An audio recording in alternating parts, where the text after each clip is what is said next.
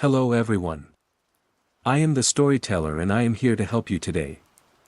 I know you use this video to fall asleep, so before that, like the video and subscribe to the channel. Also, where are you from and what time are you watching? Now get comfortable and relax. The quiet contagion, the lights in the floor. Phase 1, the unsettling mundane. The divorce had left behind a particular kind of silence, the sort that isn't an absence of noise but a presence of its own. It filled the two-story colonial in Glen Rock, New Jersey, settling into the grout lines of the kitchen tile and clinging to the dust motes dancing in the afternoon sun.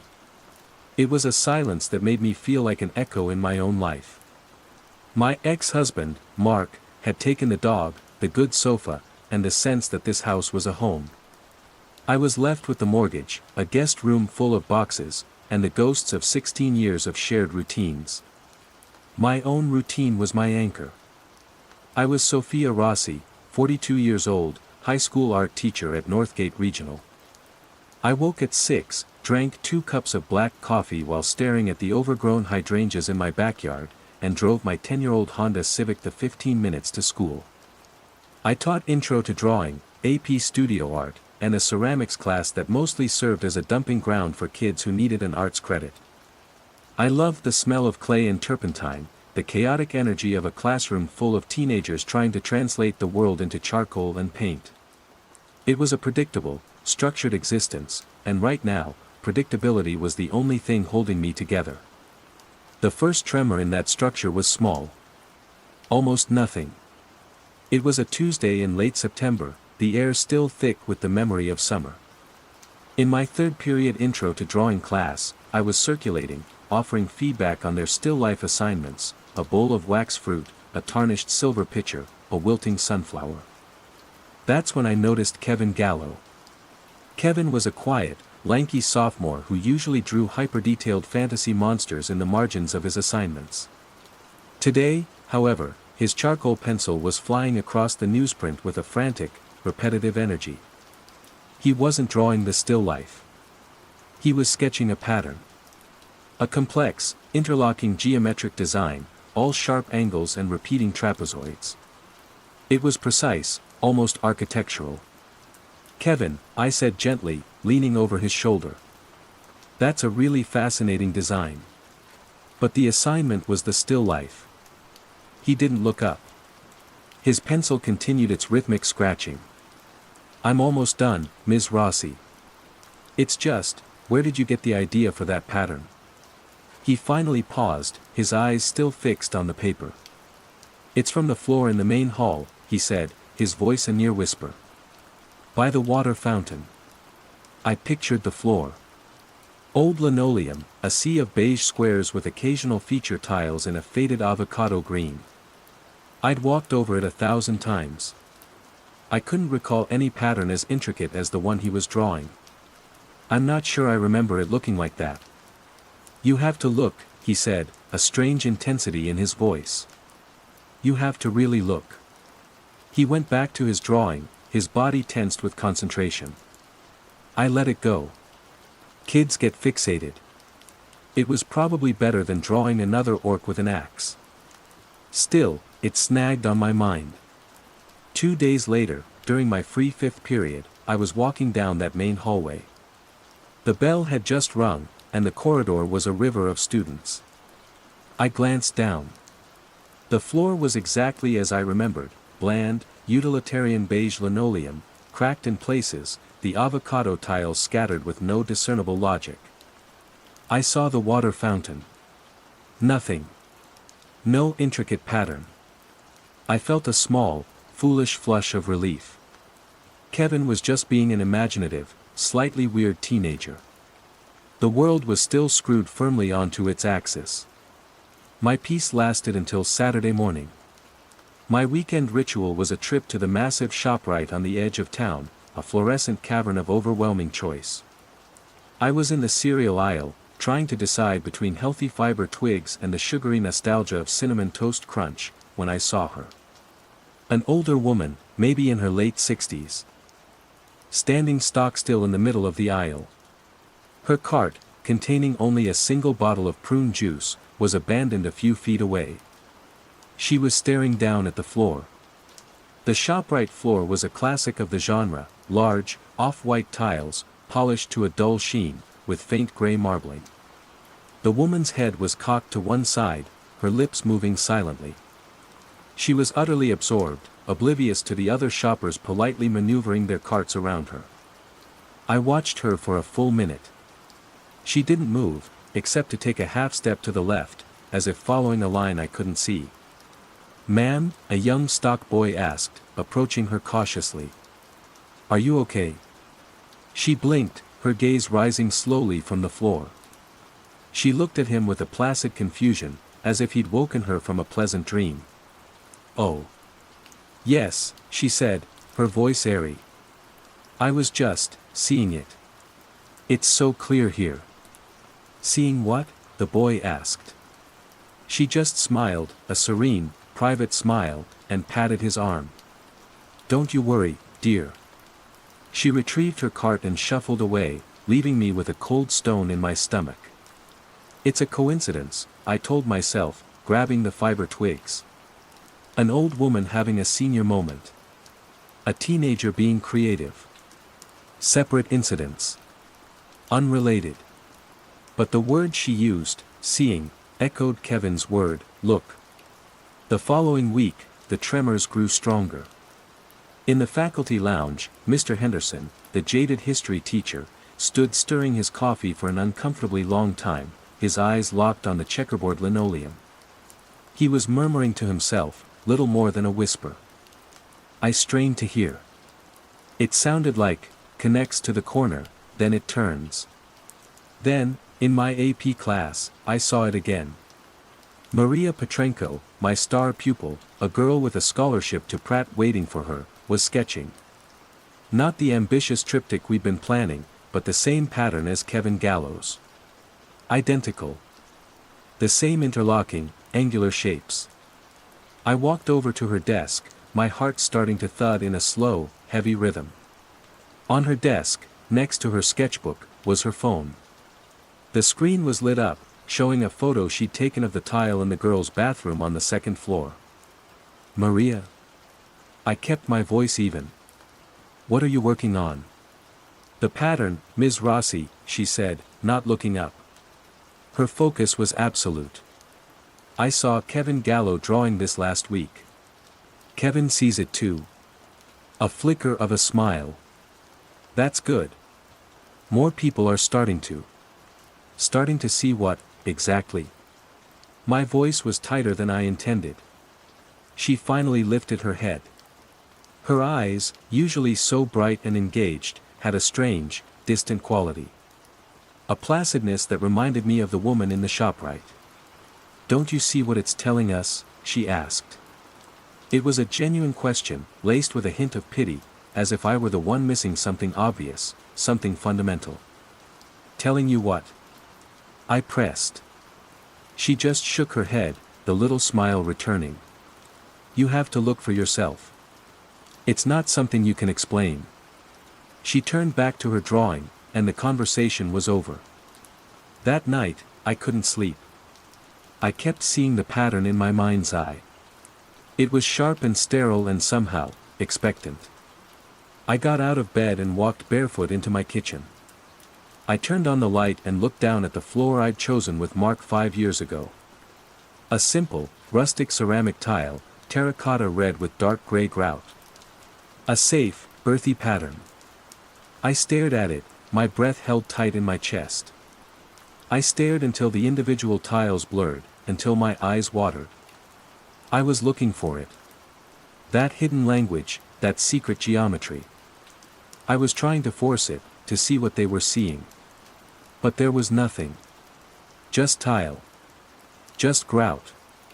Just the crushing, ordinary silence of my empty house.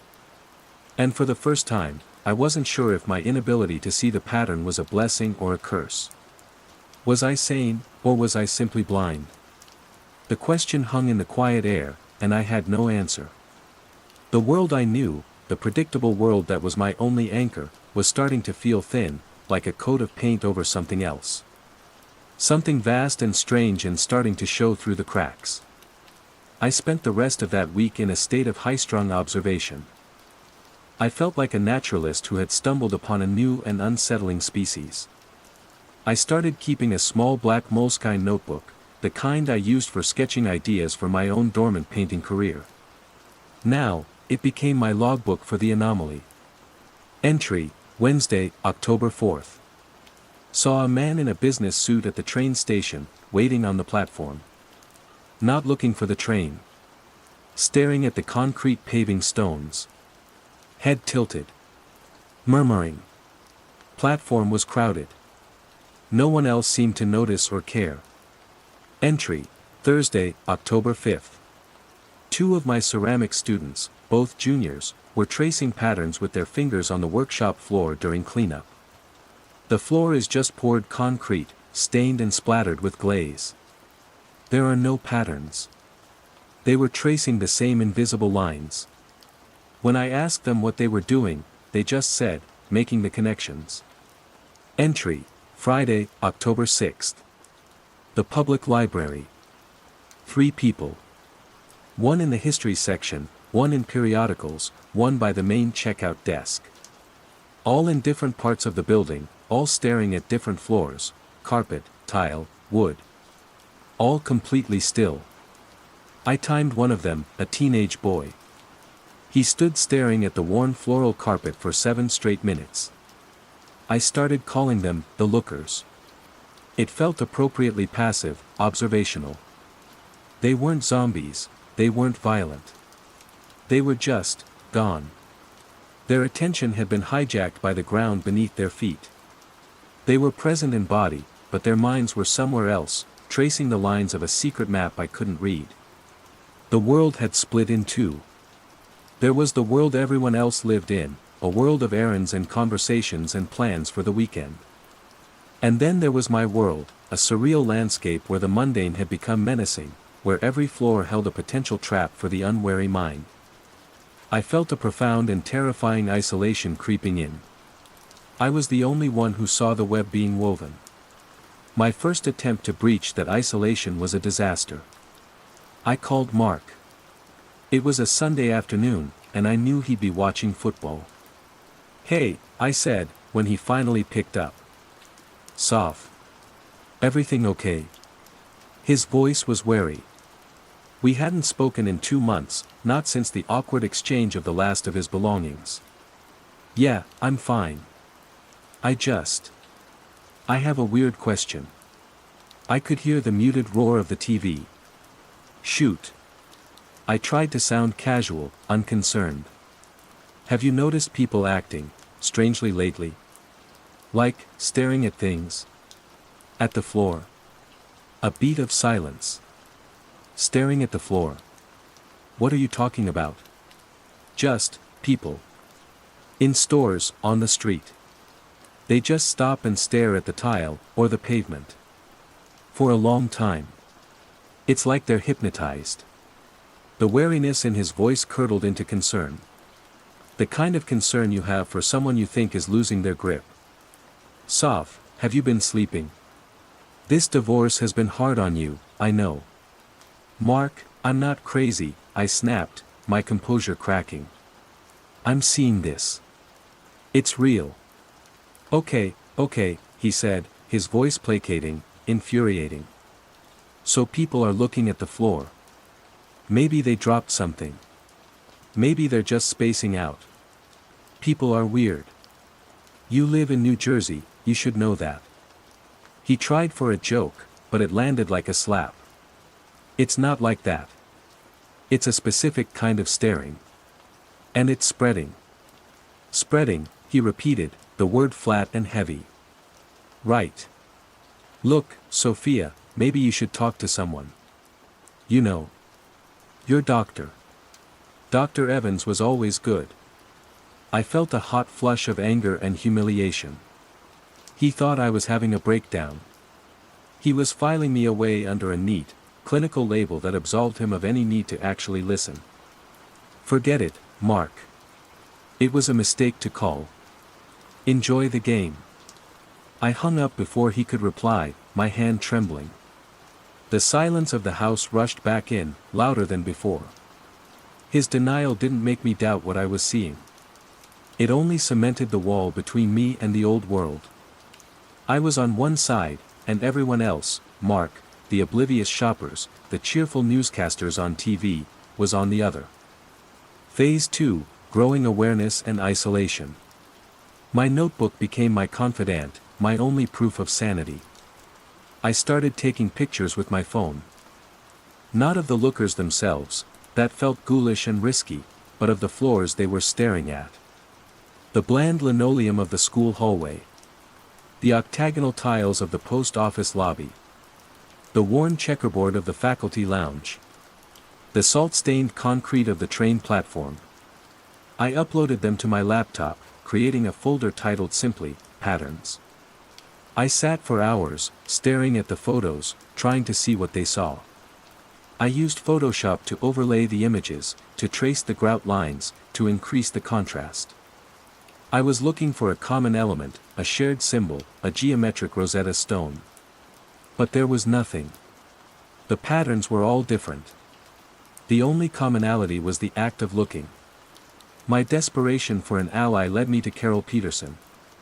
Carol taught biology and chemistry, and her mind was a fortress of logic and empirical evidence. We weren't close friends, but we had a friendly rapport, sharing lunch duty and complaining about the school board. She was pragmatic, grounded. If I could make her see it, I wouldn't be crazy. I caught her in the science prep room after school. She was cleaning beakers, her movements efficient and precise. "Carol, can I show you something weird?" I began, pulling out my phone. She dried her hands and leaned against a lab table. "Define weird." I showed her the picture of Kevin's drawing. "One of my students drew this. He said he saw it in the pattern of the main hall floor." She squinted at the image. "Pareidolia," she said instantly. "The brain's tendency to perceive familiar patterns where none exist. Like seeing faces in clouds or the man in the moon." "I thought of that," I said, my hope already deflating. But then another student, a different day, drew the exact same pattern. She said she saw it in the bathroom tiles. Shared delusion. Apophenia. The unmotivated seeing of connections. Teenagers are highly susceptible to fads and suggestion. One kid says he sees something cool, the next kid wants to see it too. It's like ghost stories at a slumber party. She spoke with the calm certainty of a textbook. "It's not just kids," I pressed, my voice rising. "I've seen adults doing it. All over town. They just stop and stare at the floor, totally lost to the world." Carol's expression softened slightly, shifting from clinical analysis to concern. It was the same look Mark had given me. "Sophia, are you feeling all right? You've been under a lot of strain." "I'm not under strain." The words came out sharper than I intended. "I'm observant. I'm an artist, I notice things. This is a thing. It's happening." She picked up a beaker and began polishing it with a cloth, her eyes not meeting mine. "Okay. Let's be scientific. You have a hypothesis, a psychological contagion is causing people to obsess over floor patterns. What's your evidence? Anecdotes. What are the confounding variables? Stress, social suggestion, coincidence. To prove your hypothesis, you'd need a controlled study. You'd need data. Right now, all you have is a feeling." Her logic was a cage. She was explaining it all away, neatly and rationally, and in doing so, she was locking me in with my fear. She was telling me the monster under my bed was just a pile of laundry, but I could hear it breathing. "So you don't believe me," I said flatly. She sighed, finally looking at me. "I believe you're seeing things that are upsetting you.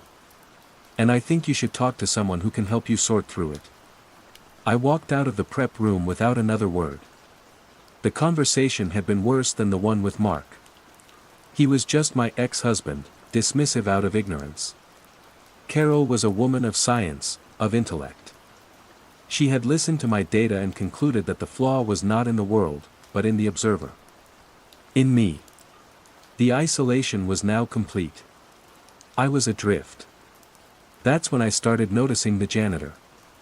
His name was Arthur Abernathy, a stooped, wiry man who must have been close to 70. He'd worked at the school for as long as anyone could remember. He was a fixture, as much a part of the building as the brick walls and the faint smell of floor wax. He was also, I began to realize, a man at war with the floors. I first made the connection one evening when I stayed late to fire some pieces in the kiln. I walked down the deserted main hallway, my footsteps echoing. At the far end, under the flickering fluorescent lights, was Mr. Abernathy with his industrial floor buffer. The machine whirred loudly, a snarling metal beast, as he guided it back and forth, over the beige linoleum. He wasn't just cleaning. There was a frantic, almost desperate energy to his movements. He wasn't following the lines of the tiles, he was actively cutting across them, swinging the heavy machine in wide, chaotic arcs. He was polishing the floor into a featureless, glaring sheen, deliberately obliterating any hint of a pattern. He was breaking the lines. I watched him for a few minutes, hidden in the shadows of the art wing corridor. He would polish one section with a furious intensity, then stop, panting, and stare down at his work. He'd squint, his head cocked, and then, apparently unsatisfied, he'd roar the machine back to life and attack the spot again. A new theory began to form in my mind, a sliver of hope in the overwhelming dread. Maybe he wasn't a looker. Maybe he was the opposite. Maybe he saw the patterns too, and he was fighting them. This introduced a secondary mystery, a subplot to my waking nightmare. Who was Mr. Abernathy? Was he a potential ally, the only other person on my side of the wall? Or was his obsession with polishing the floors just another manifestation of the same contagion, a different kind of fixation? Was he fighting the patterns, or was he maintaining them, preparing them, like a priest polishing an altar? My research intensified, but it was aimless. I googled phrases like, geometric pattern obsession, mass psychogenic illness, pareidolia contagion. The search results were a jumble of psychological jargon, conspiracy forums about Masonic symbols on dollar bills, and articles about the Benham's top illusion. Nothing fit. Nothing described the quiet, passive nature of this phenomenon. Nothing mentioned the floors. The school became a petri dish for my observations. The number of lookers grew, but subtly. It was a slow creep. Now, in the library, there were always 4 or 5 students, sitting at tables but not reading, their eyes glazed over and aimed at the carpet. During assemblies in the auditorium, a dozen kids would be staring at the aisles instead of the stage. And they were getting better at it. They were no longer catatonic, but moved with a fluid, dreamy grace.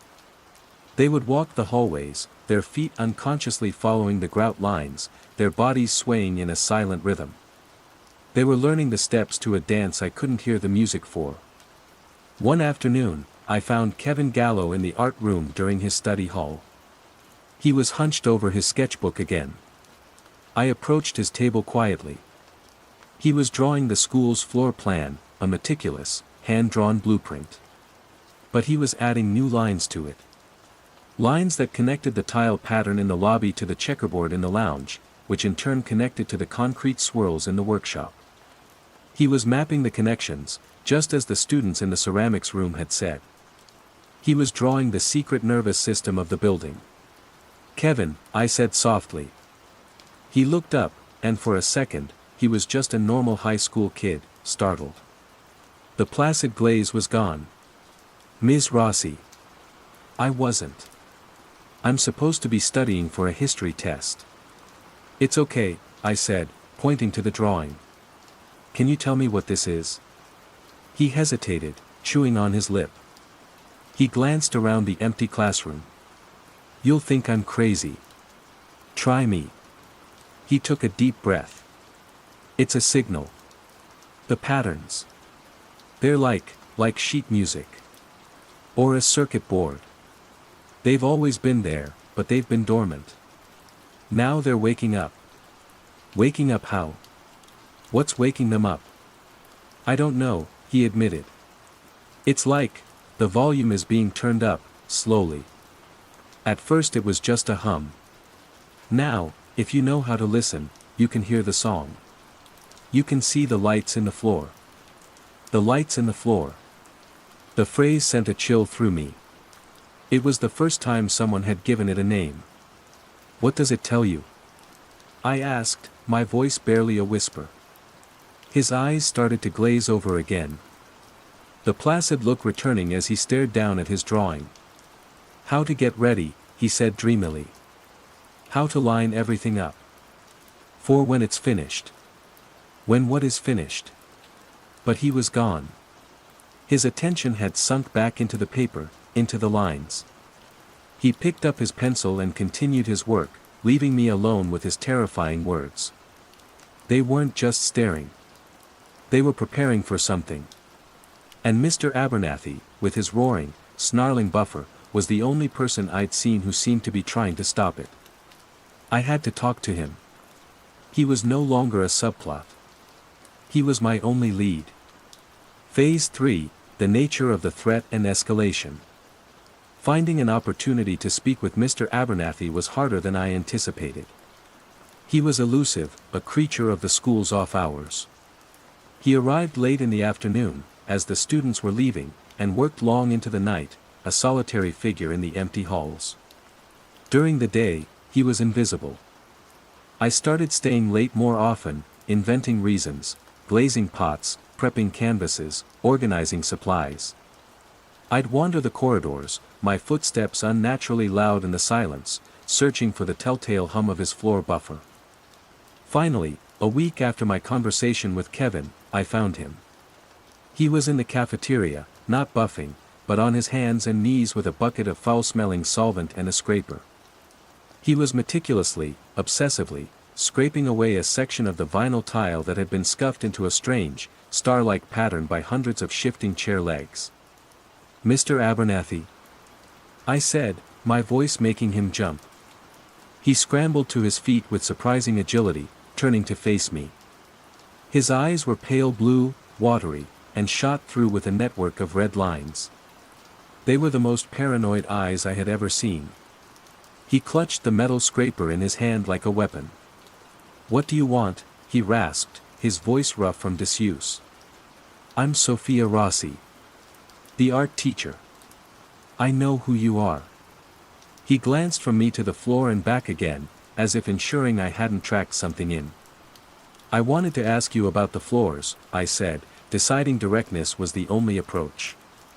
A shudder came down over his face. They're dirty. I clean them. That's my job.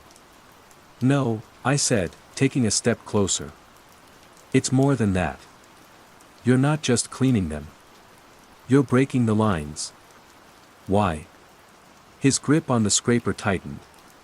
He stared at me for a long, tense moment, his mind clearly racing. I could see the conflict in his eyes, the ingrained habit of secrecy versus the sudden, shocking possibility of an ally. You see it, don't you? He finally whispered, the words freighted with years of solitary fear. I see the people, I admitted. The lookers. I see them staring. And I see my students drawing the patterns. They call them the lights in the floor.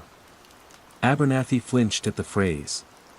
He let out a long, shaky breath and leaned against a lunch table. He looked suddenly frail. Lights, he scoffed, a bitter, humorless sound. That's a nice word for it. It's not a light. It's an anchor. A hook. And this whole damn place is a net. What is it? I pressed. What is it that they're seeing? He shook his head, looking around the empty cafeteria. Not a what? A who? Sort of. It's old. Older than this school, older than this town. It doesn't think like we do. It thinks in lines. In angles. In geometry. It's been sleeping under us forever, dreaming in patterns. My blood ran cold. This was no psychological phenomenon. This was something else entirely. And the floors. The floors are the thin places, he said, gesturing with the scraper. Linoleum, tile, concrete, paving stones. Anywhere humans have laid down a grid, a repeating pattern, we've made a window for it. An ear.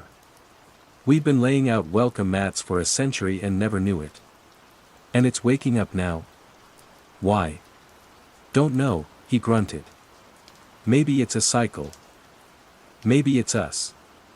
All our screens, all our signals, our whole world is grids and lines now. Maybe we finally tuned our world to the right frequency. All I know is, the dream is ending, and it's starting to pull itself through. His words, insane as they were, resonated with a terrifying truth. It fit the quiet, insidious nature of the contagion. It wasn't a virus that attacked the body, it was a signal that hijacked the pattern-seeking part of the human brain, turning people into receivers for an alien consciousness. The lookers, I said. What are they doing? They're conduits, Abernathy said grimly. They're aligning the patterns. They see the lights, the ideal form of the geometry, and their minds, they smooth out the inconsistencies. They strengthen the signal. Each new looker is another bit of processing power for the network. They're turning the whole town into one big antenna. His theory was horrifying, but it provided a framework for my fear. The enemy had a shape, even if it was a shape made of abstract geometry and cosmic dread. How do you know all this? I asked. He looked down at his gnarled hands. My granddad was a janitor at the old mill, before they tore it down to build this school. Same spot. He saw it happen back in the 40s. A small outbreak. People staring at the brickwork, the cobblestones. He called it the pattern fever. He told me the rules when I took this job. Never let the lines settle. Keep the patterns broken. Polish them into confusion. It's the only way to fight it. Scramble the signal. My subplot had become the main story. Mr. Abernathy was a legacy, a watchman fighting a lonely, generational war with a floor buffer and a bucket of solvent. The stakes escalated dramatically after that. The anomaly was no longer content to be passive. The administration, led by Principal Davies, a man whose office had a particularly intricate parquet floor, began to institutionalize the contagion. An email went out to all staff. In the interest of student mindfulness and mental well-being, we are initiating a new school-wide program called Geometric Meditation. Students will be encouraged to take quiet moments to focus on the patterns in their environment. This practice has been shown to improve focus and reduce anxiety. I read the email 3 times, a wave of nausea washing over me. They were formalizing it. They were teaching it. Carol Peterson, the woman of science, praised the initiative at a staff meeting, citing studies on the calming effects of mandalas. She didn't see the connection. Or maybe, I thought with a fresh spike of fear, she was starting to see the other connection. Her office floor was a simple, repetitive square tile. A perfect starting point. The geometric meditation sessions were chilling. Teachers would lead their classes into the hallway, and for 5 minutes, the students would stand in silence, staring at the floor. The lookers were in paradise, their faces rapturous. The other students, at first giggling and self-conscious, quickly succumbed. The pressure to conform, combined with the hypnotic pull of the patterns, was too strong. I watched as normal, boisterous teenagers went placid, their eyes glazing over as they found the lights. I would stand at the back, my heart pounding, looking at the ceiling, at the walls, anywhere but down. The environmental warping became more pronounced. The fluorescent lights in the hallways would flicker in time with the silent rhythms I imagined the lookers were perceiving. On a cloudy day, I watched as the shadow of a flagpole stretched across the school parking lot, its edge unnaturally sharp, bending at a perfect 90-degree angle to align with the painted parking space lines. I saw a flock of pigeons land in the courtyard and arrange themselves not in a random scatter, but in a perfect grid. My alliance with Abernathy was my only solace. We met in secret, in his cluttered boiler room office in the school's sub-basement, a place with a poured concrete floor that was so cracked and uneven that no pattern could possibly take hold. It was our sanctuary. He showed me his grandfather's journal, a slim, leather-bound book filled with spidery handwriting. It described the 1947 pattern fever. They stand for hours, staring at the brickyard. They say it sings to them. Old Man Hemlock walked right into the river, said he was following the lines on the water to the other side. One night, Abernathy had a new, more urgent fear in his eyes. "It's getting stronger," he said, his hands shaking as he poured us both cups of lukewarm coffee from a battered thermos. "It's not just using the patterns anymore. It's starting to make them." He described seeing a spiderweb in the corner of a window that was woven into a perfect, repeating series of hexagons. He'd found a leak in the ceiling of the gym that was dripping onto the floor, the water spreading not in a round puddle, but in a sharp, angular shape that mirrored the tile pattern in the lobby. The entity was no longer just listening. It was learning to speak. It was imposing its geometry on our reality. Our fight felt increasingly futile.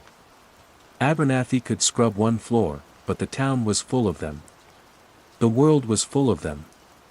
Every sidewalk, every tiled bathroom, every circuit board and city grid was a potential foothold. The breaking point came a week later. I arrived at school early, hoping to catch Abernathy before the day began. I found his floor buffer parked silently in the main hall.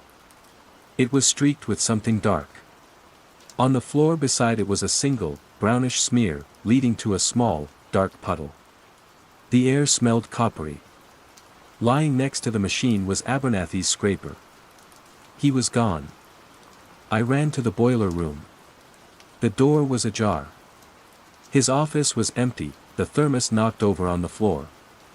His grandfather's journal was gone. There was no sign of a struggle. He had just vanished. But on the floor, traced in the thick dust, was a symbol. It was the pattern. The one Kevin and Maria had been drawing. The one that was now seared into my brain. It wasn't a warning. It felt like a signature. They had taken him. The quiet contagion was no longer quiet. It had recognized a threat, and it had eliminated him. And now I was alone. The wall of my isolation was complete, and the thing on the other side was starting to tear it down. Phase 4, Confrontation/Revelation and Aftermath. Abernathy's disappearance broke something in me. The slow-burning dread that had been my constant companion for weeks finally ignited into raw, animal fear. They had taken him. He hadn't had an accident. He hadn't retired. He had been erased. He knew how to fight, so the system had removed him. I went through the school day in a fugue state. The placid faces of the lookers now seemed predatory.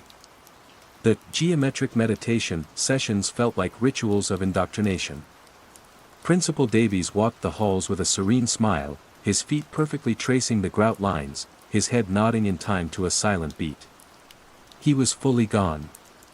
The school wasn't a school anymore, it was a temple, and I was the last heretic. I knew I couldn't stay. I had to run. But I couldn't just leave. It felt like a betrayal of Abernathy, of the lonely war he had waged. I thought of his grandfather's journal, of the man who followed the lines on the water to the other side. The pattern didn't just want to be seen, it wanted to be completed. Kevin Gallo had said it himself, they were getting ready for when it was finished. My mind raced. What would that mean? What would a finished pattern do? Would the thin places tear open completely? Would the geometric, who Abernathy described finally pull itself through? The antenna would be complete, the signal broadcast at full strength. Maybe it wouldn't be an invasion of creatures, but a conversion of reality itself, a final, silent overriding of the world's source code. That evening was the fall parent-teacher conference. I knew it would be the perfect storm.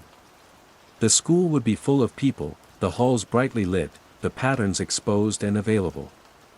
It would be a mass conversion event. A harvest. I had a choice.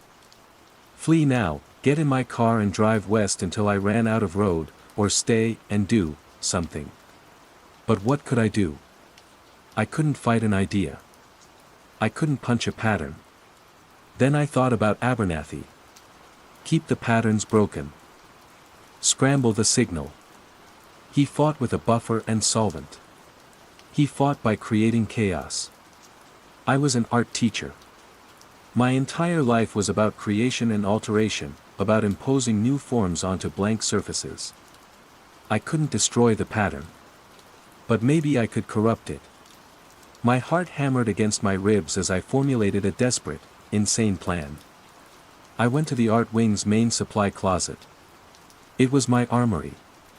I gathered everything I could: gallon jugs of tempera paint in garish primary colors, jars of black India ink, bottles of turpentine and mineral spirits, spray cans of varnish and fixative.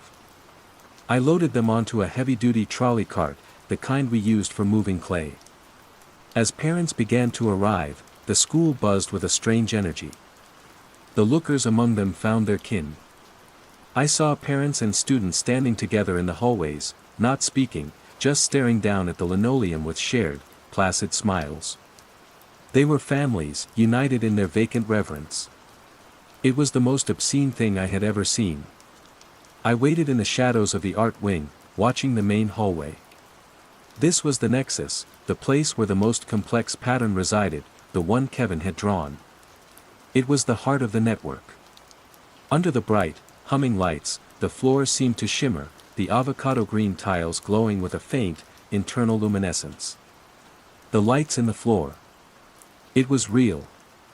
My moment came around 8 p.m. The conferences were in full swing. The main hall was packed. And then, a hush fell. One by one, conversations trailed off. Parents, teachers, and students all turned their heads slowly, as if guided by an unseen hand, and looked down. The mass meditation began. They stood shoulder to shoulder, a silent congregation, their minds linked, strengthening the signal, preparing for the final connection. This was it. With a surge of adrenaline that felt like fire in my veins, I pushed the heavy cart out of the art wing and into the main hall. The squeal of its wheels on the linoleum was a shriek in the profound silence. No one looked up. They were too far gone. I grabbed the first gallon jug, fire engine red, unscrewed the cap, and with a guttural scream I didn't recognize as my own, I appended it. A thick, viscous wave of red paint crashed onto the floor, spreading in a beautiful, chaotic tide. It splattered across the beige and green tiles, drowning the perfect lines in a Pollock-esque explosion of color. I grabbed the blue. Then the yellow. I kicked them over, sending arcs of primary color across the sacred geometry. I snatched the can of black ink and flung it like a grenade. It shattered, creating a dark, spreading nebula that bled into the bright paints. As the ink hit the tile, I felt a jolt, a psychic backlash. For a terrifying, blinding second, I saw what they saw. My vision fractured. The hallway dissolved into a lattice of pure light, an infinite, crystalline grid stretching in every direction. I felt the consciousness behind it, vast, cold, unfeeling, and utterly alien. It was an intelligence of pure mathematics, of cold, hard angles. It wasn't evil. It was simply order. And our messy, chaotic, organic world was a flaw, a smudge on its perfect blueprint, an irritating anomaly it was patiently correcting. The lookers weren't slaves, they were converts, willingly surrendering their chaotic minds to its perfect, silent logic. I felt the profound, seductive peace of that surrender, the bliss of giving up the struggle of being human. The vision screamed for me to join, to complete the pattern, to become a part of the beautiful, final equation. No. I gasped, stumbling backward, the cart rattling. I grabbed a bottle of turpentine, the smell sharp and real, and hurled it into the middle of my profane mural. The solvent hit the wet paint, and the colors began to run and bleed, the harsh chemical smell a defiant stink against the sterile vision. The lines blurred. The signal fractured. The backlash faded, leaving me panting, my eyes streaming. The spell was broken. People in the hallway began to stir, shaking their heads as if coming out of a long sleep. They looked down at the mess on the floor, then at me, their faces masks of confusion and anger. They didn't know what had happened, only that I had vandalized their school. Principal Davies was the first to find his voice. His face, a moment before a mask of beatific peace, was now contorted with rage. "Ms. Rossi. What is the meaning of this?" I didn't answer. I abandoned the cart and ran. I fled down the hall, my shoes slipping in my own artistic chaos, and burst out the side doors into the cold night air. I didn't stop running until I reached my car.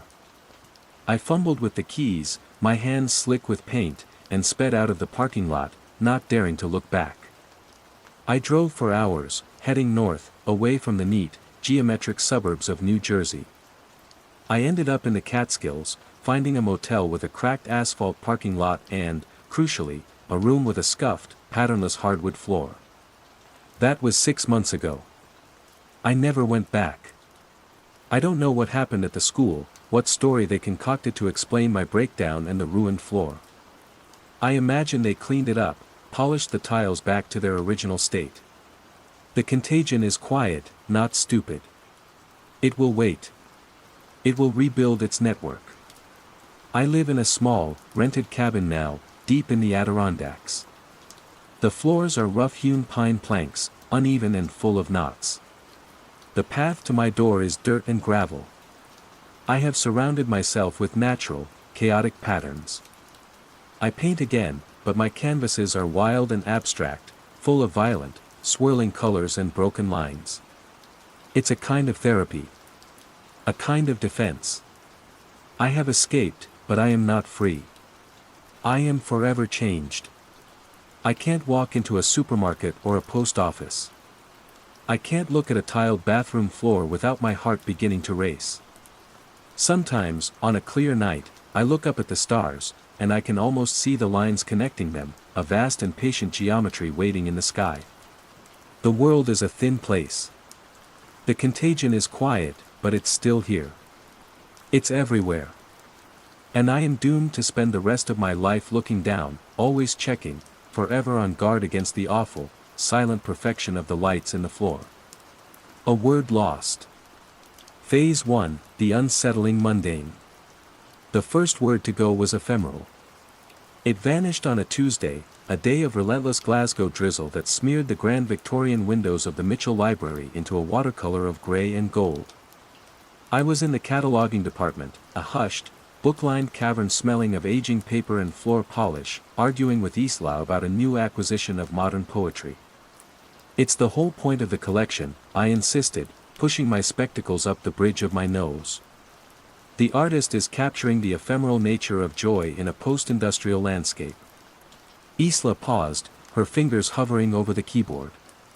She tilted her head, her fiery red hair, usually a vibrant rebellion against the library's sedate atmosphere, seeming to droop slightly in the gloom.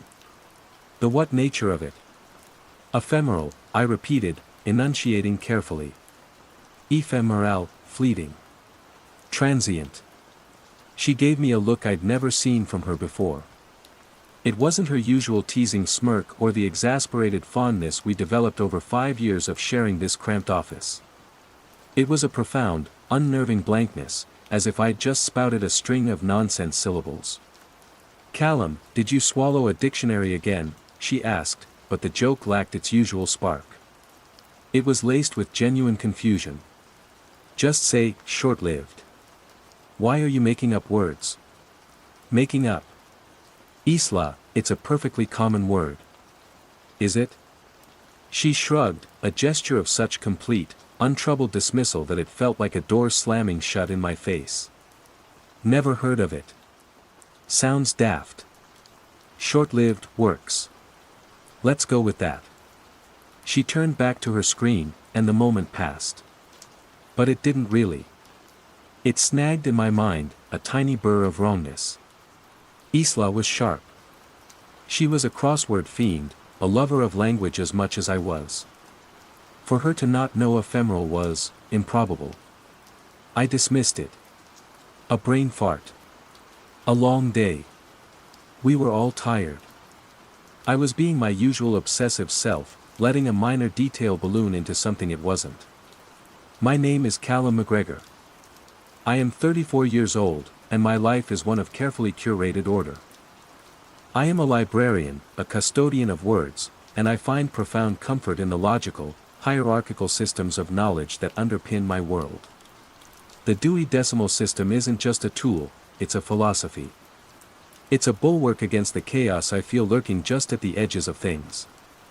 My flat in Partick is minimalist, my books are alphabetized by author, my spices by cuisine.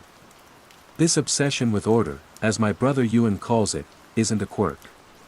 It's a defense mechanism. A way of making sense of a world that often feels too loud, too random. The library is my sanctuary. Here, every story has a place, every fact can be cross-referenced, and every word has a definition, a history, a provenance. The following week, the unease returned. A patron, a kindly older gentleman who always requested books on maritime history, approached the main desk. "Excuse me, son," he said, his voice a soft brogue. "I'm looking for a book on the great battles of the big water. The ocean." I offered, smiling. He looked at me with the same polite bafflement as Isla. "The what?" "The ocean," I repeated. "The Atlantic? The Pacific?" No, he said, a little flustered. "Just, the big salt water. The stuff between the lands." He made a waving motion with his hands. "You know. I found him a book on naval history. The title was Britain's Naval Dominance. It didn't use the word ocean on the cover. I checked the index. Sea, yes. Waterway, yes. Ocean? No. I pulled out another book, then another. The word was simply, absent. I felt a prickle of cold sweat on my neck. I retreated to my office and typed ocean into the main digital archive search. 0 results. My heart began to thud against my ribs. It was a glitch. A system error. It had to be. I typed in sea. Thousands of results. I typed in river. Thousands more. I tried a synonym search for sea. It returned brine, deep, main. Not ocean. It was impossible. The word was fundamental. I grabbed my coat, mumbling an excuse to Isla, and walked out into the damp Glasgow air. I stood on the library steps, looking towards the Clyde, the river that was the city's lifeblood. A river flows to the sea is part of an ocean. This was primary school geography. A basic, foundational fact. I pulled out my phone, my fingers fumbling. I googled, what is the large body of water called? The search results were a bizarre mess of articles about seas, lakes, and estuaries. The word I was looking for was nowhere to be found. It was as if a key concept had been surgically removed from the world's collective knowledge, leaving behind a clumsily stitched-up wound of circumlocution. The big salt water. I felt dizzy. The hum of traffic on the Charing Cross motorway seemed to grow louder, more oppressive. I walked, aimlessly at first, then with a growing sense of purpose. I went into a Waterstones on Sauchiehall Street. I went straight to the Atlas section. I opened a huge, glossy volume, the Collins World Atlas. I scanned the maps. The Atlantic was labeled the Great Western Sea. The Pacific, the vast Eastern Sea. My breath hitched. This was wrong. This was profoundly, fundamentally wrong. I felt like I was losing my mind. Was this some kind of elaborate prank? A mass delusion? Or was I the one who was deluded? Had I somehow fabricated a word, a concept, and convinced myself it was real? That evening, I tore my flat apart. I pulled out old encyclopedias from my university days, children's books I'd kept, dictionaries. The 1998 edition of the Oxford English Dictionary on my shelf was thick, heavy, a monument to the English language. I riffled through the O section, my hands shaking. Obeisance. Obfuscate. Object. It wasn't there. I sat on the floor, surrounded by the paper ghosts of my certainty, and felt a terror I had never known. It was the terror of absolute isolation. The world I knew, the solid, catalogued reality I had built my life upon, was dissolving. And no one else seemed to notice. That night, I started the journal. A simple, black moleskine notebook. On the first page, I wrote, in my neatest library hand. Words lost. 1. Ephemeral. 2. Ocean. The next day at the library was a study in quiet madness. I moved through my tasks like an automaton, every interaction fraught with a new, terrible anxiety. What other words were gone? What conversational landmines lay in wait? I found myself speaking in shorter, simpler sentences, avoiding any word that felt too abstract, too poetic. I was censoring myself, preemptively erasing my own vocabulary to match the spreading void. The real test came a week later. We were having a department meeting about updating the library's internal style guide. Our boss, Mr. Henderson, a man whose personality seemed to have been pressed and dried between the pages of a dull book, was droning on about citation formats. And we must ensure we accurately record the item's history, he said. The chain of ownership is vital for special collections. Its provenance, you mean, I said, the words out of my mouth before I could stop them. Silence.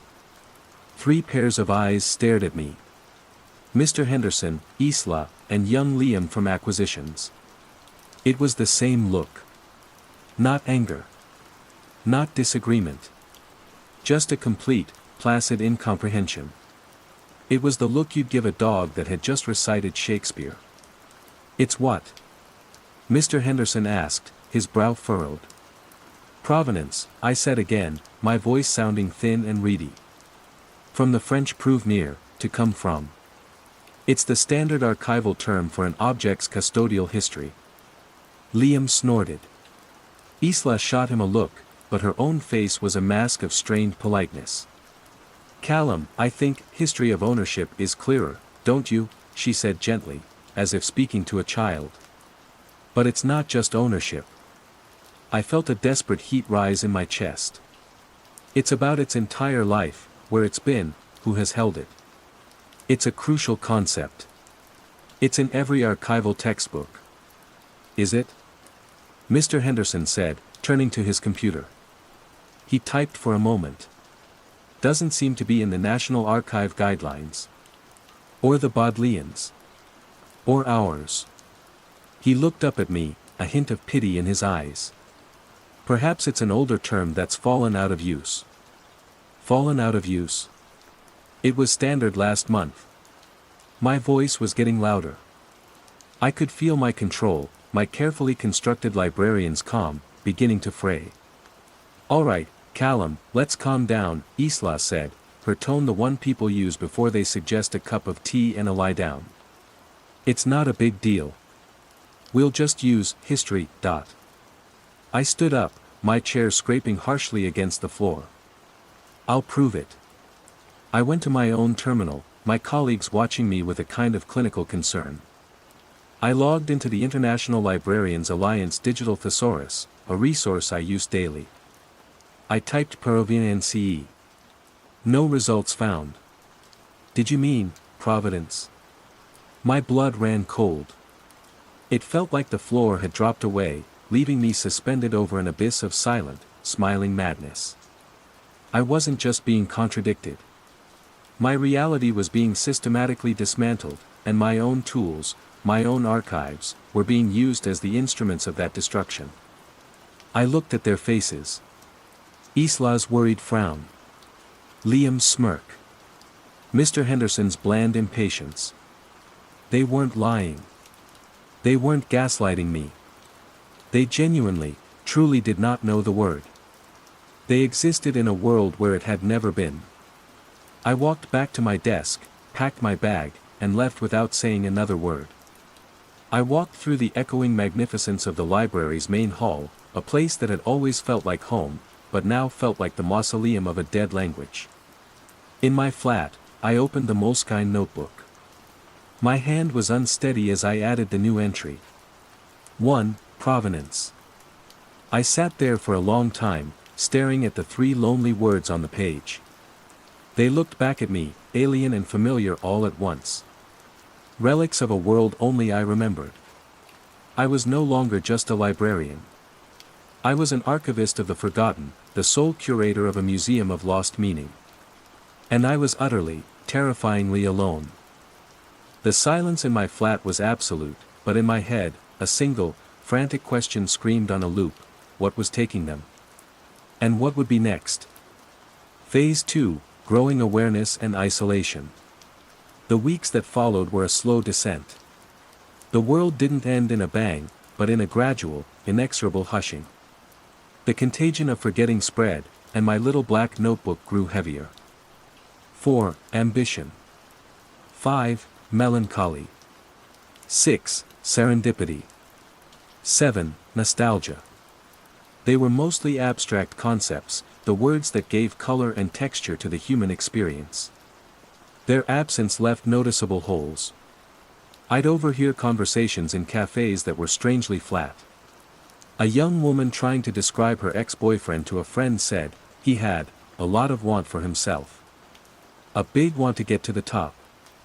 She struggled, her hands fluttering, trying to grasp a concept that was no longer there. The word she needed was ambition. Its ghost haunted the space between her words. I started testing them. Deliberately. It was a form of self-torture, but I couldn't stop. I needed the data. I needed to map the edges of my shrinking world. It's a rather melancholy piece of music, isn't it?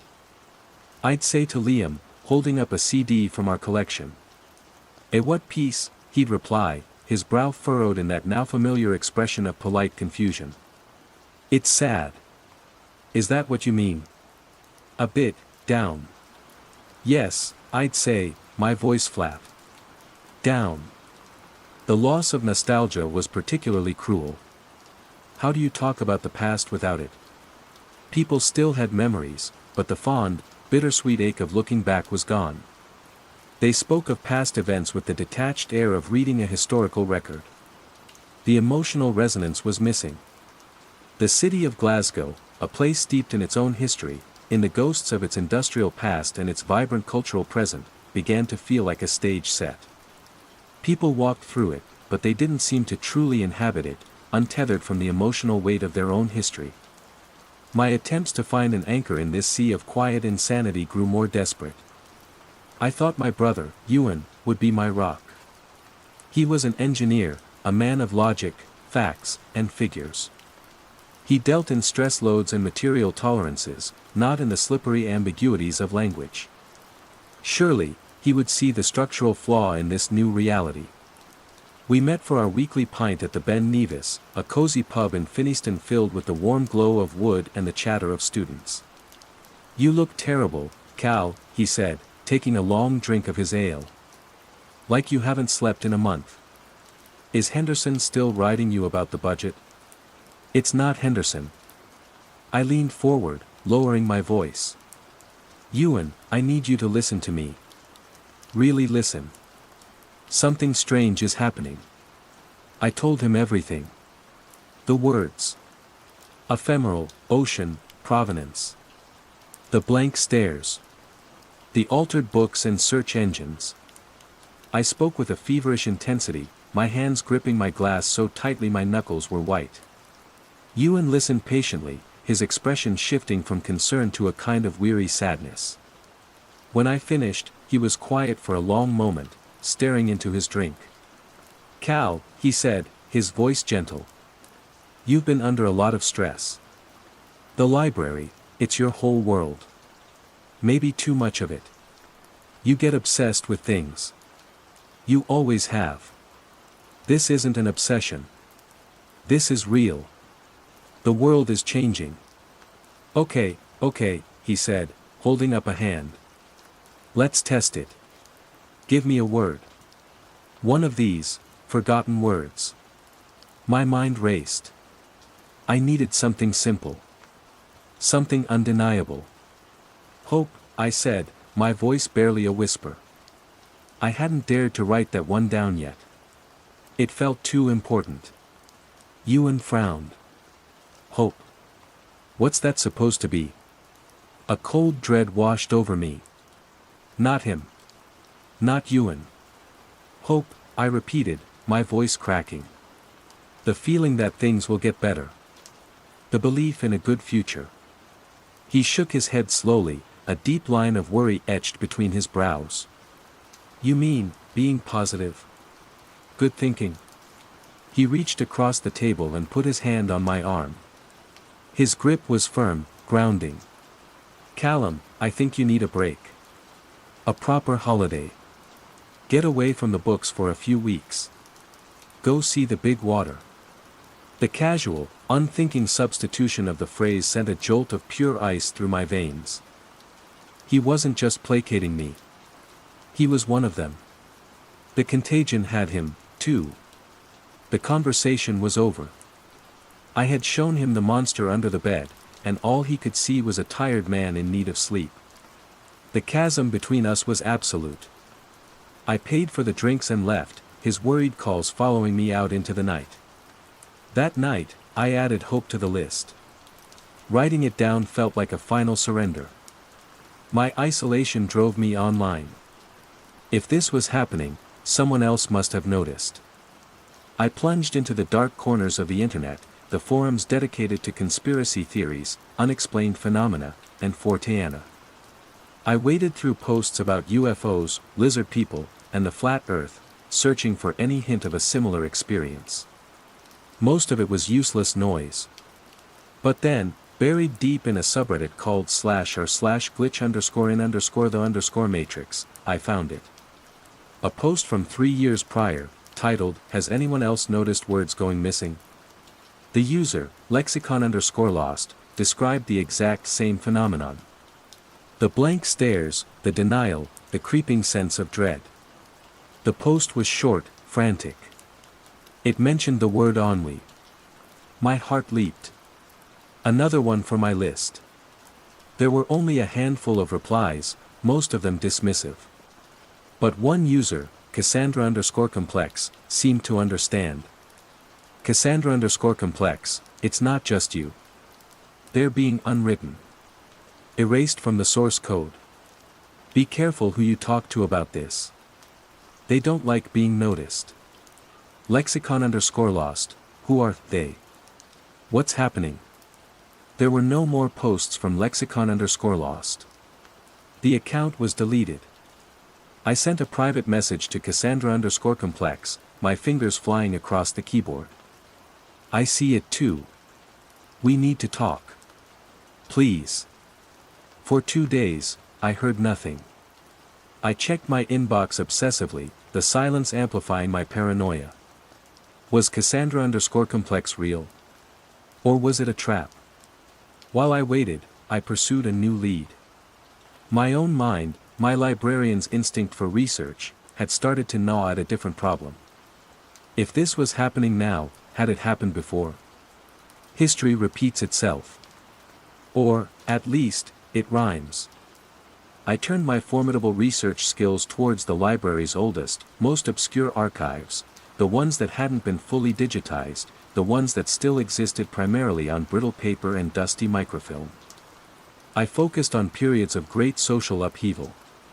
Post-war eras, depressions, times of plague.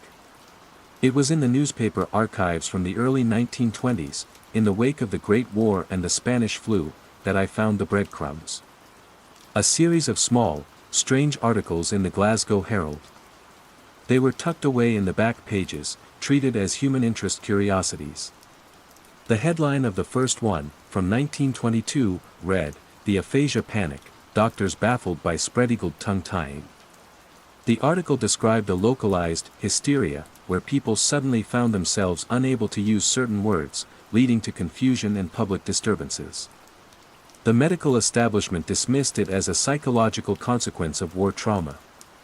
A second article, from 1923, was more ominous. The Great Forgetting, a linguistic plague.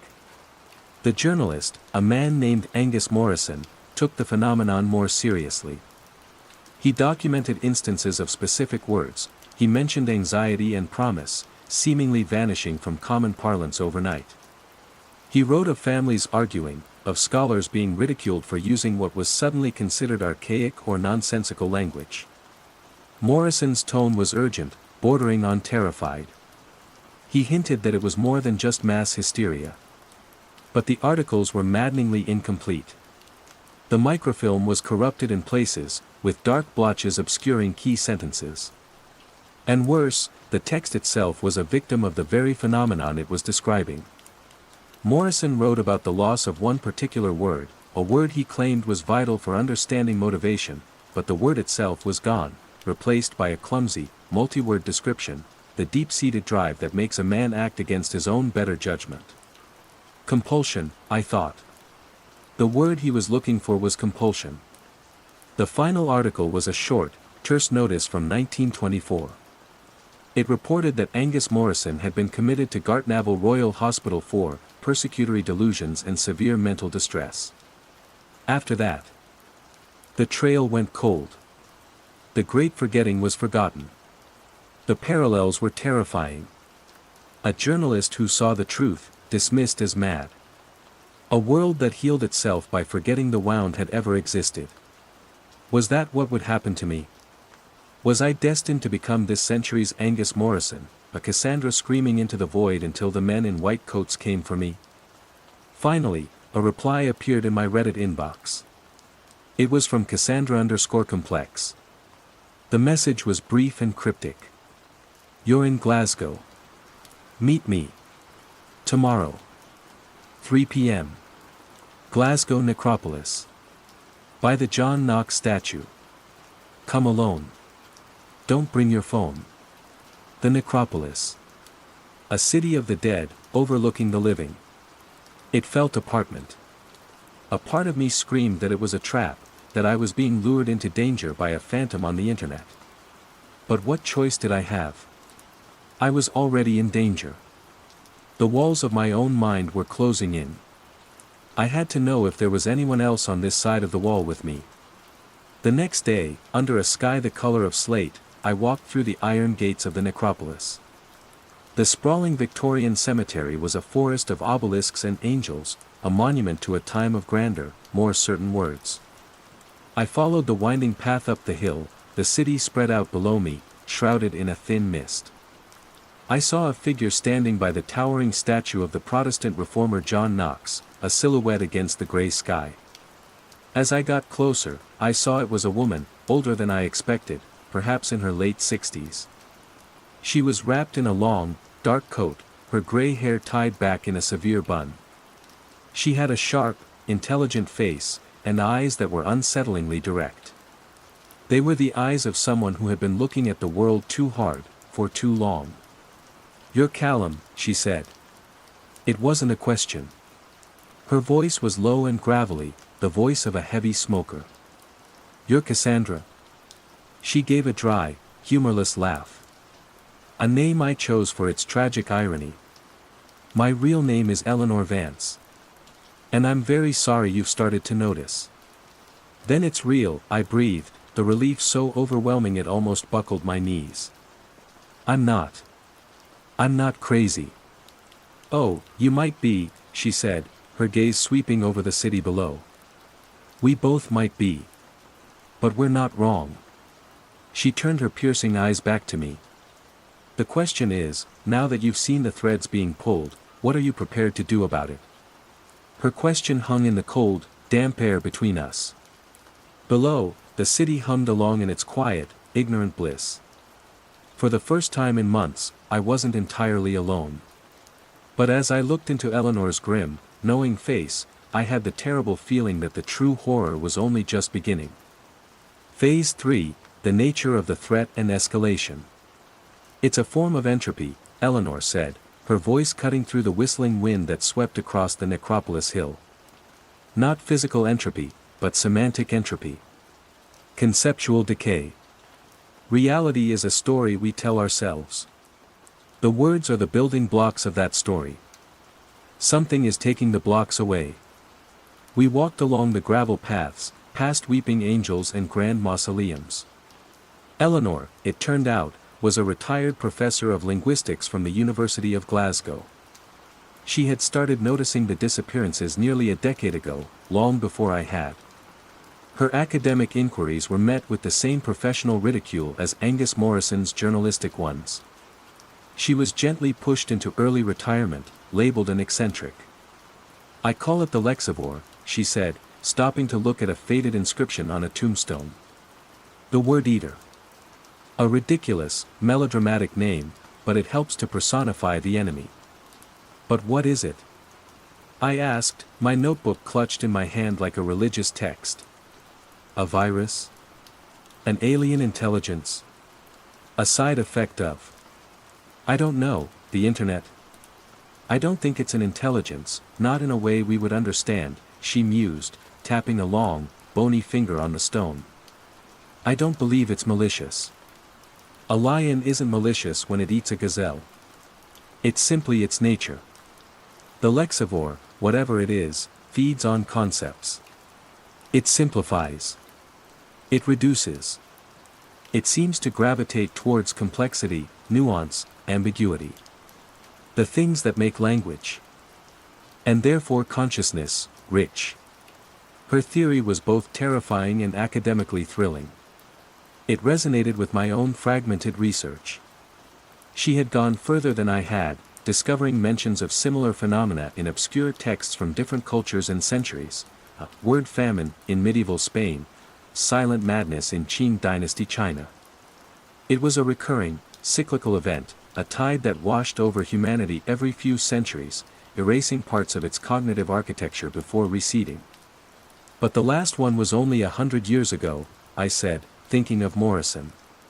"Why is it happening again so soon?" "Perhaps the food is more plentiful now," Eleanor said grimly. "The 20th and 21st centuries have created an explosion of new concepts, new technologies, new anxieties. A feast." Her words chilled me. The contagion was accelerating. It was no longer just abstract nouns. Common adjectives began to vanish. One morning, the word blue was gone.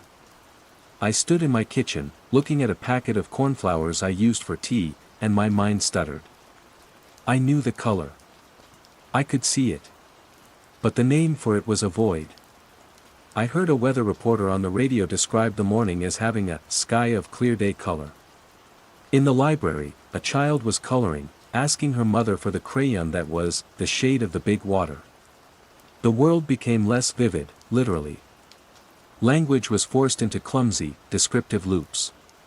Instead of saying someone was running, people would say they were moving with the legs quickly. A beautiful sunset was a nice picture in the sky when the sun goes down. The poetry of the world was being systematically disassembled, replaced by a brutalist architecture of literalism. The library, my sanctuary, became a torture chamber. Every book was a minefield of missing words, every conversation a tightrope walk over a pit of confusion. The worst part was watching the people around me. Isla, once so quick-witted and articulate, now spoke in hesitant, simple sentences. I saw the frustration flicker in her eyes as she searched for a word she could no longer find, only for the moment to pass, her expression smoothing over into a placid acceptance. She was being hollowed out from the inside, and she didn't even know it. The city itself began to change. Or perhaps it was only my perception of it. Without the rich vocabulary to describe it, the intricate Gothic spires of the university seemed simpler. The ornate Victorian facades of the merchant city buildings felt less detailed. It was as if reality could not sustain a complexity that could no longer be named. The shadows in the narrow closes off the Royal Mile seemed to stretch and twist in ways that defied the weak afternoon sun, and once, staring at the geometric patterns of the tiles in Central Station, I saw them shift for a heart-stopping second into an impossible, Escher-like configuration before snapping back to normal. Was the world actually warping, or was my own mind, the last repository of these lost concepts, starting to break? Eleanor was my only tether. We met in secret, comparing notes like resistance fighters in an occupied city. She had a theory about why we were immune. "We're outliers," she explained, stirring sugar into her tea in a drab cafe near the Barris market. "You, with your obsessive, systematic mind. Me, with my lifelong academic immersion in the structure of language. Our brains are wired differently. We hold on to the words more tightly. We are anomalies. Which, unfortunately, makes us visible to the system." The paranoia that had been my constant companion intensified. I felt watched. The bland faces of people on the bus seemed to linger on me a moment too long. When I used a lost word out of sheer frustration, shouting, "This is absurd." At a self-checkout machine, the two people nearest to me flinched, not as if I had shouted an obscenity, but as if I had emitted a painful, high-frequency sound. They looked at me with a flicker of something beyond confusion. It looked like fear. Or revulsion. My search for allies proved this point in a terrifying way. I'd noticed an elderly woman, a Mrs. Sharma, who frequented the library's history section. She had a quiet dignity and eyes that seemed to hold a deep sadness. One day, I saw her looking at a photograph of old Glasgow, and I heard her whisper to herself, "Such a long time past." The phrasing was slightly off, but it was close. Taking a chance, I approached her. "It fills you with a sense of nostalgia, doesn't it?" I said, my voice low. She looked up at me, and for a glorious, heart-stopping second, I saw a flicker of recognition in her dark eyes. A shared memory. "Yes," she breathed. "A sad sweetness for what is gone." My hope surged. "You remember the word?" But then the light in her eyes died. The connection broke. The familiar placid curtain fell. "What word, dear?" she asked, her brow furrowed. "Are you feeling all right? You look very pale." It was worse than a blank stare. For a moment, I had connected with someone, only to watch them be pulled back under the surface. I realized then that the contagion wasn't just a passive process, it was active. It corrected itself. It smoothed over anomalies. Mrs. Sharma's brief moment of remembering was like a ripple, and the great, quiet surface of the new reality had instantly flattened it out. Maybe my own interaction had even triggered the correction. Maybe, by trying to find allies, I was actually endangering them, painting targets on their backs for the Lexivore. The stakes escalated in a way I hadn't anticipated. It wasn't about violence. It was about organization. The affected people, in their simplified state, began to exhibit strange, coordinated behaviors. One afternoon, all the traffic in the city center stopped. Not in a gridlock, but a complete, silent halt. For 10 minutes, every driver in every car simply sat and stared straight ahead, their expressions blank. Then, as one, they all started their engines and drove on as if nothing had happened. Another time, walking through Kelvingrove Park, I saw dozens of people standing perfectly still, all facing the same direction, towards a specific, unremarkable-looking sycamore tree. They weren't talking. They weren't interacting. They were just observing it, with a silent, unified focus that was deeply unnerving. When I tried to ask one of them what they were doing, they just blinked at me, as if my question was meaningless, and turned their attention back to the tree. Eleanor had seen it too. "It's the next stage," she said, her voice grim over the phone. We had stopped meeting in person, too paranoid about being seen together. The loss of complex language leads to a loss of complex, individual thought. And what rushes in to fill the vacuum? Something simpler. Something hive-like. She directed me to the last writings of Angus Morrison, which she had managed to photocopy from the Gartnavel archives years ago before they were misplaced. In his final, lucid moments, Morrison had scribbled a terrifying hypothesis. He believed that by erasing language, the Lexivore wasn't just destroying the past, it was preparing the ground for something new. A new form of consciousness, simple, collective, and utterly alien. We weren't just witnessing a decline, we were witnessing a terraforming of the human mind. The final straw came at the library. They were having a clear out of old stock. I saw Liam, the young man from acquisitions, loading a trolley with beautiful, leather-bound editions of Shakespeare, Milton, and Donne. "What are you doing?" I demanded, grabbing the trolley. "Making space," he said, with that infuriatingly calm reasonableness. "No one reads these. The words are all wrong. It's just noise." I opened a volume of Shakespeare's sonnets. My eyes fell on Sonnet 18, "Shall I compare thee to a summer's day, / thou art more lovely and more temperate." "Lovely," I read aloud. "Temperate." Liam winced, actually putting his hands to his ears. "Stop it, Callum. That's just sounds. It hurts. It hurts." My words, the beautiful, precise, powerful words I cherished, were now a source of physical pain to them. My very existence, my memory, was an irritant in the system. I was a bug in the code. A dissonant note in the quiet, swelling chorus. I let go of the trolley and watched him will away our shared cultural inheritance. Not to an archive, but to the incinerator. I looked around the library, at the patrons staring placidly at simplified picture books and texts with basic, functional language. They were content. They were peaceful. And they were empty.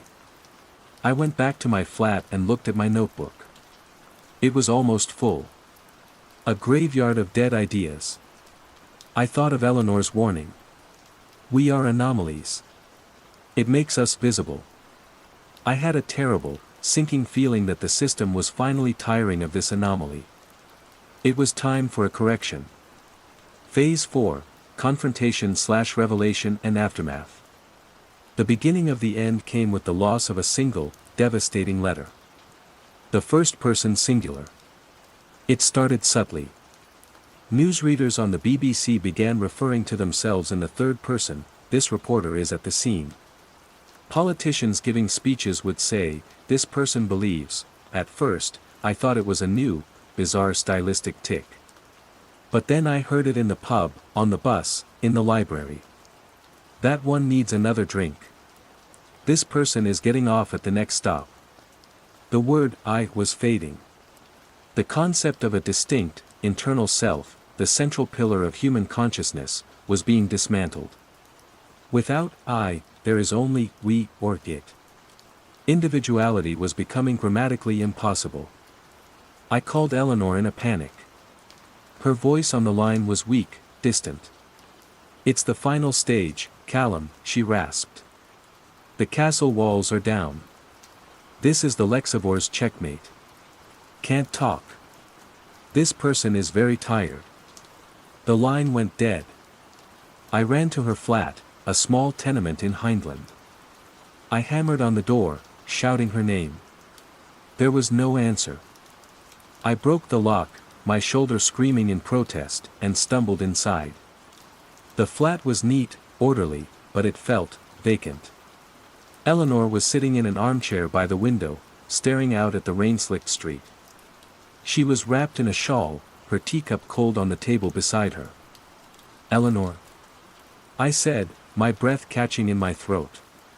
She turned her head slowly. The sharp, fierce intelligence in her eyes was gone. Replaced by a calm, placid emptiness. It was the same look I had seen on Isla, on the faces in the park, on everyone. "The person in the chair is fine," she said, her voice a monotone. "The person Callum seems not fine." The use of my name, the clinical third-person assessment, it was a knife in my heart. She was gone. The last ally, the only other person who remembered, had been subsumed. The contagion had corrected its most stubborn anomaly. Now, there was only me. I fled. I ran back to the one place that felt like a fortress, the library. But it was no longer my sanctuary. It was the enemy's command center. The great hall was quiet, but it was a new kind of quiet. A unified, attentive silence. Dozens of people were there, not reading, not talking, just sitting at the long tables, their hands folded, their blank gazes all directed towards the central dome. They were waiting. Or listening. I knew, with a certainty that defied logic, that they were waiting for me. I was the last loose thread. The final error message that needed to be cleared. My confrontation wasn't with a person or a monster. It was with the building itself, with the very idea of knowledge. I retreated to the deepest part of the library, the special collections vault in the basement. It was a climate-controlled room, behind a heavy steel door, filled with the oldest, most precious books. The air was cold and smelled of vellum and time.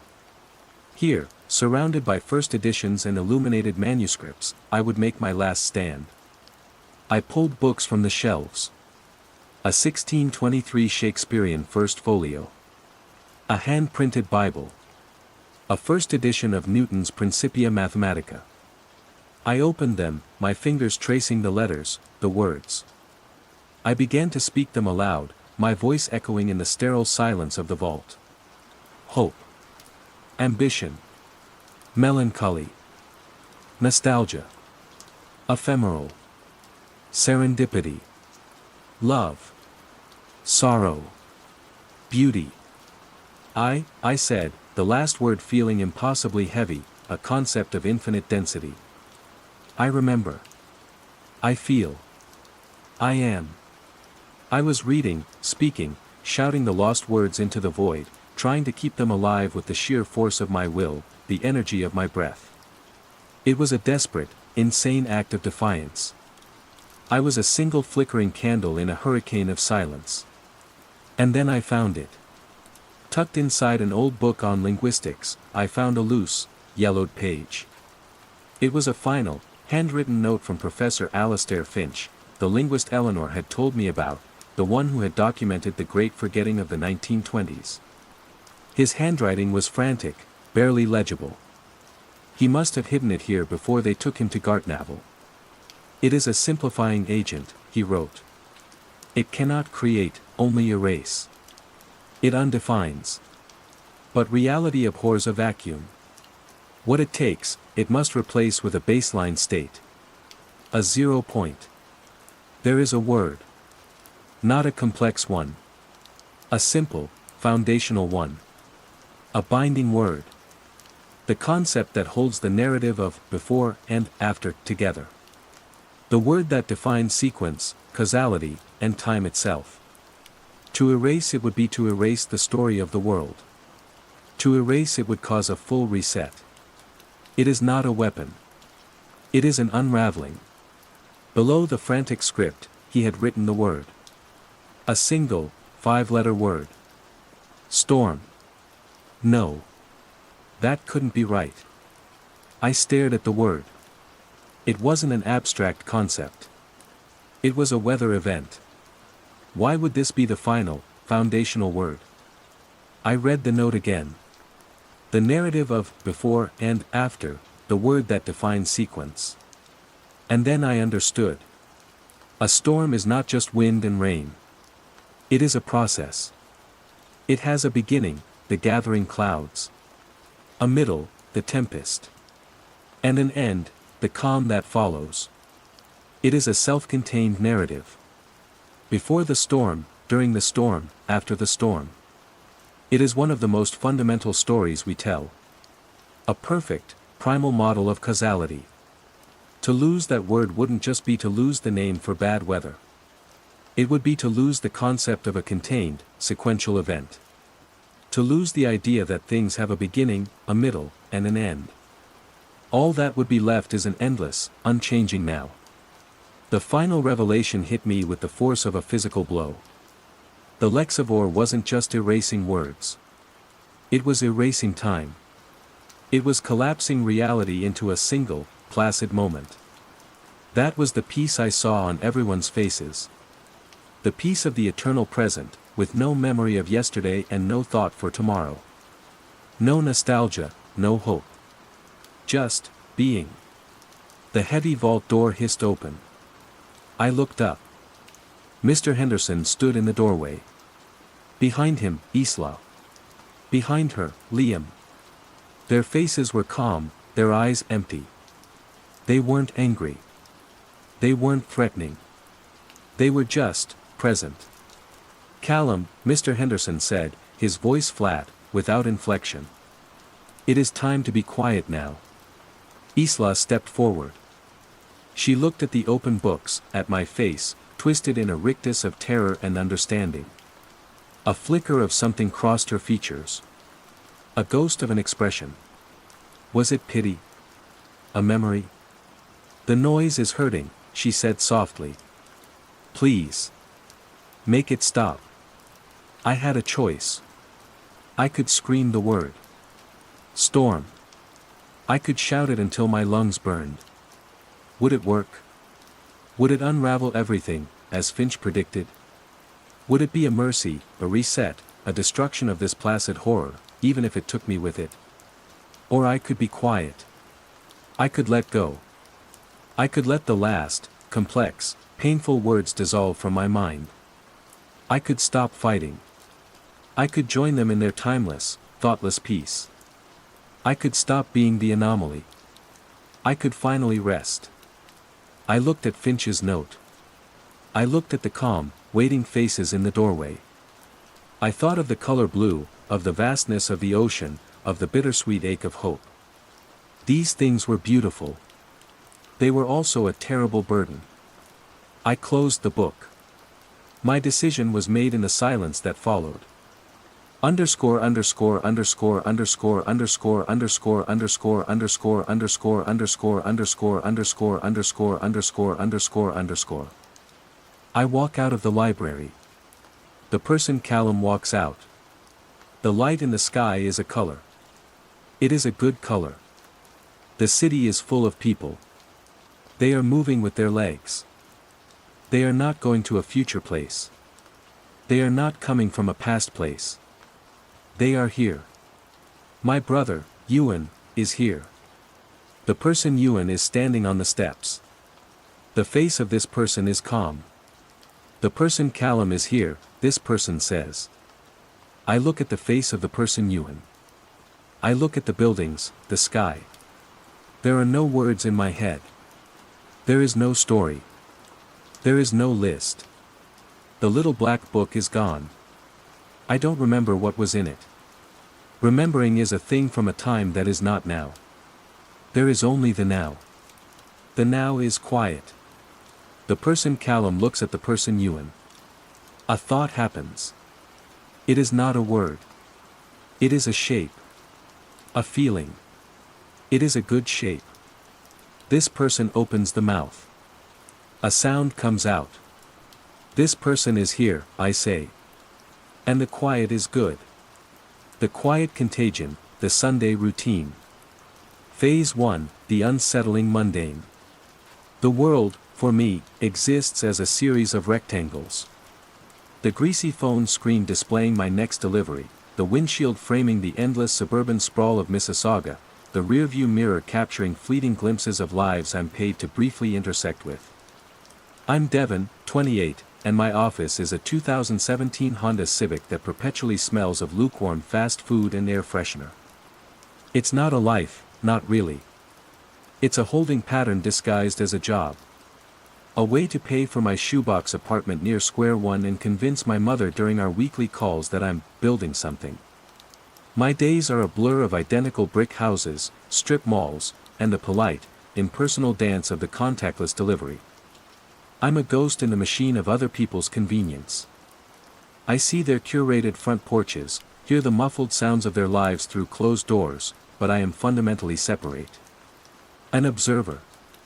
That's what I told myself, anyway. It sounded better than lonely. The first tremor in my predictable reality was a beige Toyota Camry. I first noticed it on a Tuesday, making a right turn from Eglinton onto Mavis. An older model, clean, driven by a woman with tight gray curls. Nothing remarkable. But I saw it again on Wednesday, same time, same turn, as I was heading to a sushi pickup. Thursday, There it was again, a metronome of a car. Creature of habit, I muttered, chalking it up to the rigid schedules of the 9-to-5 world I was so adept at avoiding. Then came the jogger. A man in his 40s, clad in a startlingly blue windbreaker, running along the groomed path of a community park. I saw him on a Monday, his face a mask of strained determination, his gait a steady, rhythmic pounding. I saw him again on Friday, a different route for me but the same one for him. Same blue jacket, same pained expression, his left knee kicking out at the apex of his stride in precisely the same way. It was weird, but Mississauga was a big city full of people with routines more structured than mine. It was easy to dismiss. It was comforting, even, to believe in that much order. The comfort shattered on a Tuesday morning, on a street called Maple Creek Drive. It was one of those aggressively tranquil suburban enclaves where every lawn was a perfect green carpet and the silence was broken only by the hum of central air. I was waiting for a "leave at door" instruction to clear on the app, engine idling. A silver minivan was backing out of a driveway across the street. The driver, a woman in a floral dress, misjudged the angle. The rear bumper connected with her own black mailbox with a dull thump. The box tilted sideways, precariously. The woman cut the engine, opened the door, and stepped out. She put her hands on her hips, looked at the wounded mailbox, and said, clearly enough for me to hear through my open window, "Oh, fiddlesticks." The phrase hung in the air, a relic from a sitcom. She walked over, grunted as she heaved the mailbox post back into its upright position, patted it twice as if to soothe it, and then got back in her minivan and drove away. The whole incident lasted maybe 40 seconds. A minor, mundane suburban drama. I got the notification, dropped off the bag of pad thai, and forgot about it. Until the next day. Wednesday. A different order, a different restaurant, but the app's inscrutable algorithm sent me back down Maple Creek Drive at almost the exact same time. 10:15 a.m. As I approached the same house, a bizarre feeling of déjà vu washed over me, so potent it was like a physical pressure behind my eyes. The silver minivan was backing out of the driveway. I slowed my car to a crawl, a knot of ice forming in my gut. The rear bumper connected with the mailbox. Thump. The box tilted. The engine cut. The door opened. The woman in the same floral dress got out. She put her hands on her hips. "Oh, fiddlesticks." She walked over. Heaved the post upright. Patted it twice. Got back in her car. Drove away. I sat there, my car stopped in the middle of the road, my heart hammering against my ribs. My brain scrambled for a rational explanation. A prank? A bizarre coincidence? Had I dreamed yesterday's event? But the memory was too crisp, too clear. The floral pattern of the dress, the precise, slightly exasperated inflection of fiddlesticks. The feeling was sickening. It was the feeling of watching a video buffer, of a record skipping, but it was happening to the world outside my windshield. That night, sleep offered no escape. I kept seeing it. The car, the mailbox, the woman's strange, gentle pat. On Thursday, I couldn't help myself. I didn't have any deliveries in that area, but I took a hit on my acceptance rate and drove the 20 minutes to Maple Creek Drive, timing my arrival for 10:15 a.m. I parked a little further down the street this time, my phone recording from a mount on my dash. The garage door rumbled open. The silver minivan reversed. Thump. Oh, fiddlesticks. The pat, the departure. It was a play, and she was performing it for an audience of one.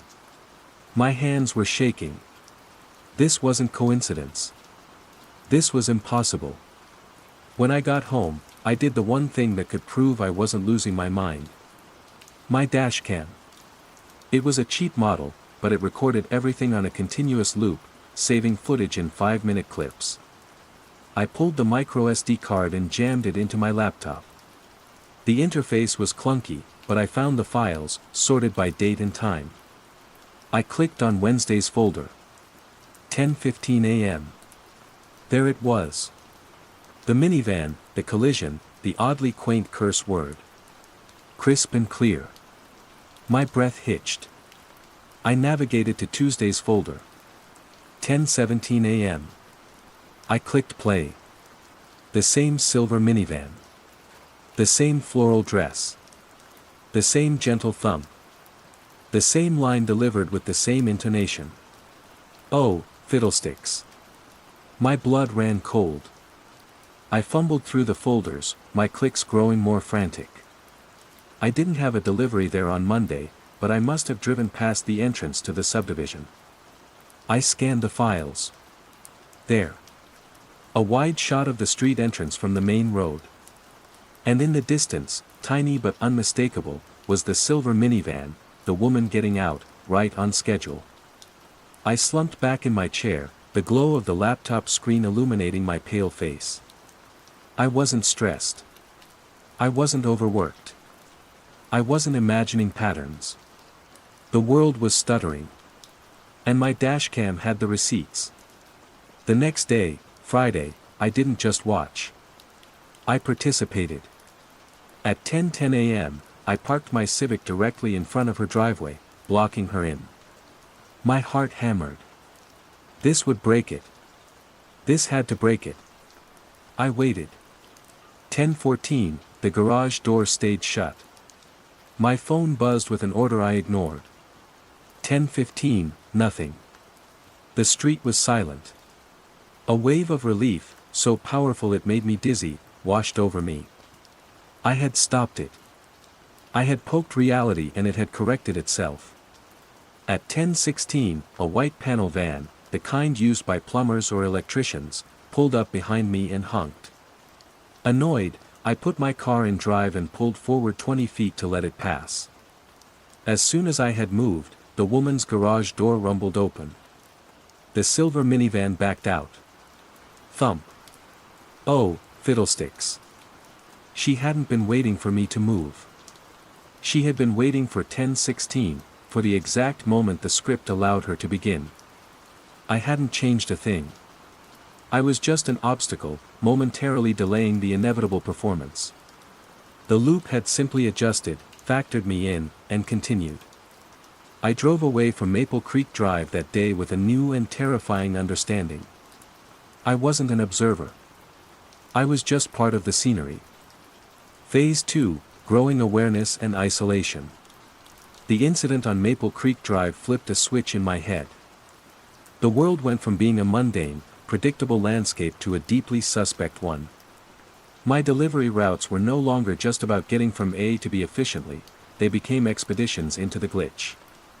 I started accepting orders I would normally decline, chasing low tips and long distances just to pass through neighborhoods where I suspected the quiet contagion was taking hold.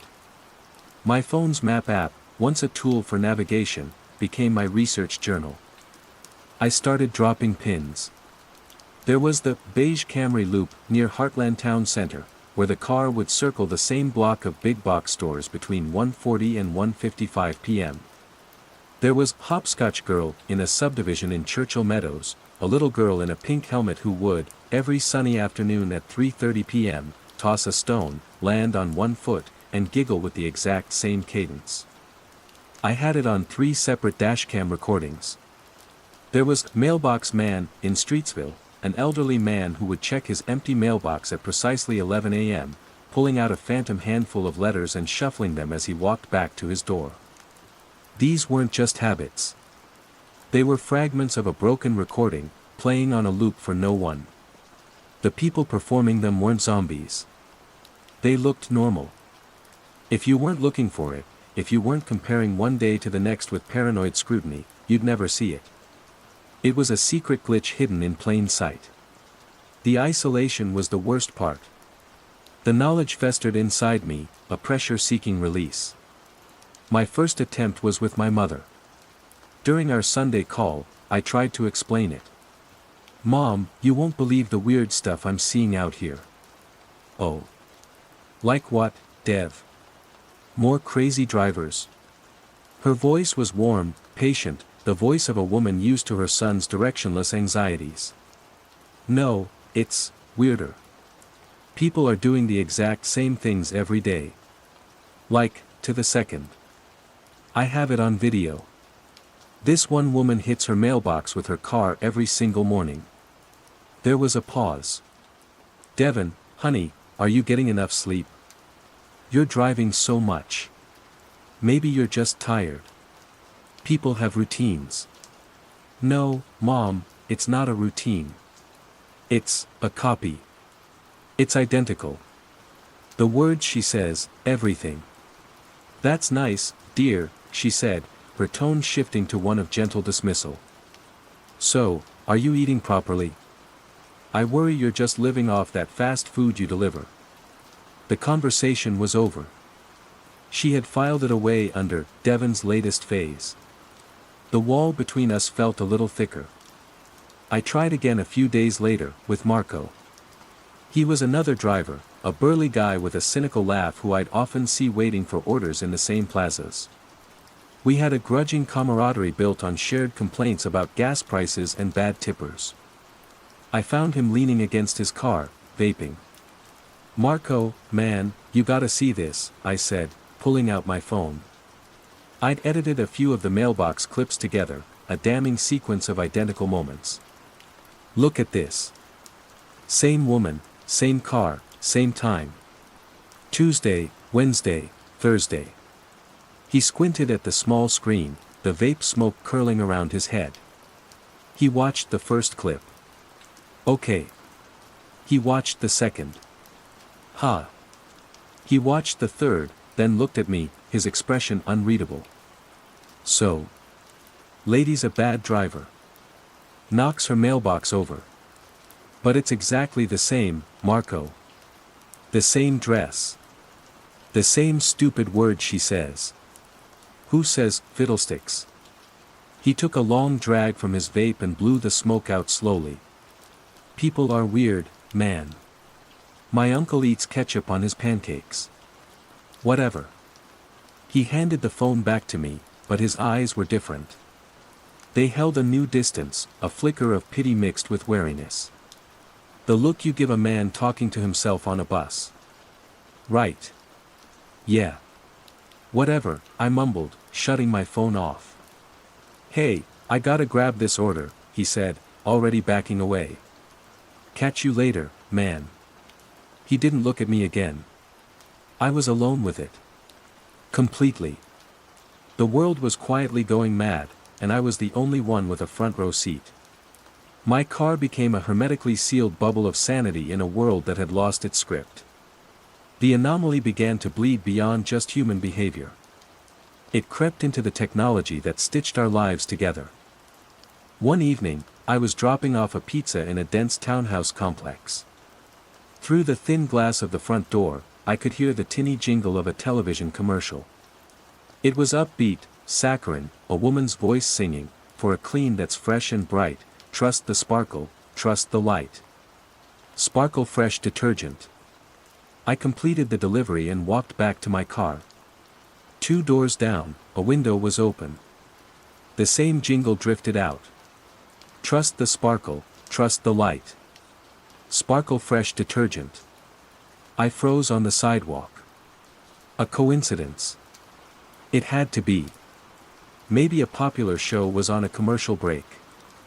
I got in my car and turned on the radio, needing a distraction. I flipped to a rock station. A guitar solo was cut short. For a clean that's fresh and bright, I frantically changed the station. A talk radio host was mid-rant when his voice was replaced.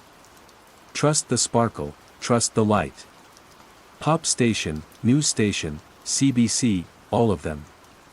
For a solid 30 seconds, every frequency was broadcasting the same vapid jingle for Sparkle Fresh detergent. Then, just as suddenly, it was over. The rock solo resumed. The talk show host continued his rant, without acknowledging the interruption. No one seemed to notice. When I got home, I turned on my own TV. I flipped through the channels, a knot of dread tightening in my stomach. A movie on one channel, the nightly news on another, a hockey game on a third. For a moment, things seemed normal. Then, On every single channel simultaneously, the screen changed. The smiling woman, the glowing laundry, the sparkle fresh logo. The broadcast was perfectly synchronized. It was a complete hijacking of the airwaves. My neighbor was shouting at the hockey game in the apartment next door. The commercial played, and his shouting didn't stop or change in tone. He was yelling right through it, completely oblivious. My search for answers became desperate. I took to the dark corners of the internet, the forums dedicated to Forteana, conspiracies, and high strangeness. I waded through posts about UFOs, chemtrails, and lizard people, feeling my own sanity fraying at the edges. I searched for keywords, behavioral loops, time stutter, repeating people Mississauga. Most of it was useless noise. But then I found it. A tiny, almost invisible watermark on a screenshot of the Sparkle Fresh commercial someone had posted. It was a simple geometric shape, 3 interlocking circles, like the symbol for Borromean rings. I'd seen it before. I just hadn't registered it. I frantically scrubbed through my own dashcam footage. There. On the side of a looped delivery truck that endlessly circled a warehouse district, scrawled in the grime, were the 3 circles. I zoomed in on the footage from Maple Creek Drive. There, spray-painted faintly on the asphalt near the base of the cursed mailbox, was the same symbol. It wasn't random. It wasn't a natural phenomenon. It was deliberate. It had a signature. My investigation had a new focus. I wasn't just documenting the glitches anymore. I was hunting a ghost in the machine, and it had left a calling card. The feeling of isolation was still there, a constant, cold companion. But now it was mixed with something else, a terrifying, razor-sharp sense of purpose. I was no longer just a witness. I was a detective in a crime against reality itself. Phase 3, the nature of the threat and escalation. The symbol of the 3 interlocking circles became my obsession, my Rosetta Stone for this quiet insanity. It was the one piece of grammar I had in a language of glitches. My late-night searches, once broad and desperate, were now surgically focused. I used reverse image searches, plugged the symbol into esoteric geometry forums, and cross-referenced it with urban legend databases. The trail was cold for weeks, leading only to dead-end occult sites and mathematical theory pages. Then, I found him. A user named observer_73 on an obscure, decade-old urban exploration forum. The website's design was a relic, all clashing fonts and broken image links. But the text was there. The post, dated 6 years ago, was titled Temporal Resonance Zones in the GTA. My heart hammered as I read. Have been tracking localized phenomenological loops in the Peel and Halton regions, observer_73 wrote. Manifest as repetitive, involuntary subject actions. Example, saw a cyclist fall at the same intersection 3 days in a row, identical motion and time. Also tracking sensory overlaps, bleed through of specific audio/visual signals across non-network devices. It's not psychological. It's environmental. A kind of resonance effect. The patterns are densest in areas of high-power broadcast infrastructure. I believe it's an unintended consequence, a harmonic distortion from a signal we're not meant to perceive. The city is developing echoes. The city is developing echoes. The phrase chilled me to the bone. It was exactly what I was seeing. I scrolled down, my eyes scanning frantically. Near the bottom of the post was a grainy, low-resolution photo of a concrete abutment under an overpass. Spray-painted on it, clear as day, were the 3 interlocking circles. The post ended with a final, cryptic sentence: the source signal is getting stronger. The loops are starting to stabilize. I fear integration is the next phase. The user had never posted again. This wasn't just happening now. It had been happening for years, a slow-growing cancer on the fabric of reality. And observer_73 had known. The loops began to change. They grew longer, more complex, more ambitious. It was no longer just an individual trapped in a moment. Entire streetscapes began to synchronize. One afternoon, I took a delivery to a quiet cul-de-sac in the Erin Mills area. As I pulled onto the street at 4:05 p.m., I felt that familiar, sickening lurch of a world shifting into place. To my left, 3 garage doors rumbled open in perfect unison. 3 men in identical office attire, gray slacks, blue shirts, emerged, each rolling a green recycling bin to the curb. From the main road, a convoy of 4 dark-colored SUVs turned onto the cul-de-sac, their blinkers flashing in perfect time. As they pulled into their respective driveways, a golden retriever in one of the front yards barked 3 sharp, clipped yaps. It was a ballet of suburban ritual, performed with inhuman precision. The men didn't look at each other. The drivers didn't wave. They were actors on a stage, their movements dictated by an unseen director. I watched, breathless, until the performance concluded. The men went back inside, the garage doors closed, and the street fell silent.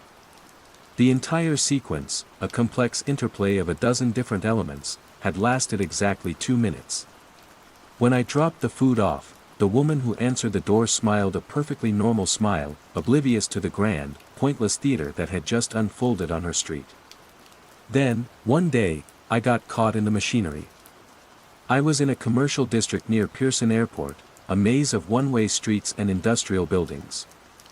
I turned onto a road to get to a logistics company, and suddenly the flow of traffic seized up. A delivery truck in front of me, which should have gone straight, made a right turn. The car behind me, instead of waiting, followed it. A car from a side street pulled out and slotted in behind me.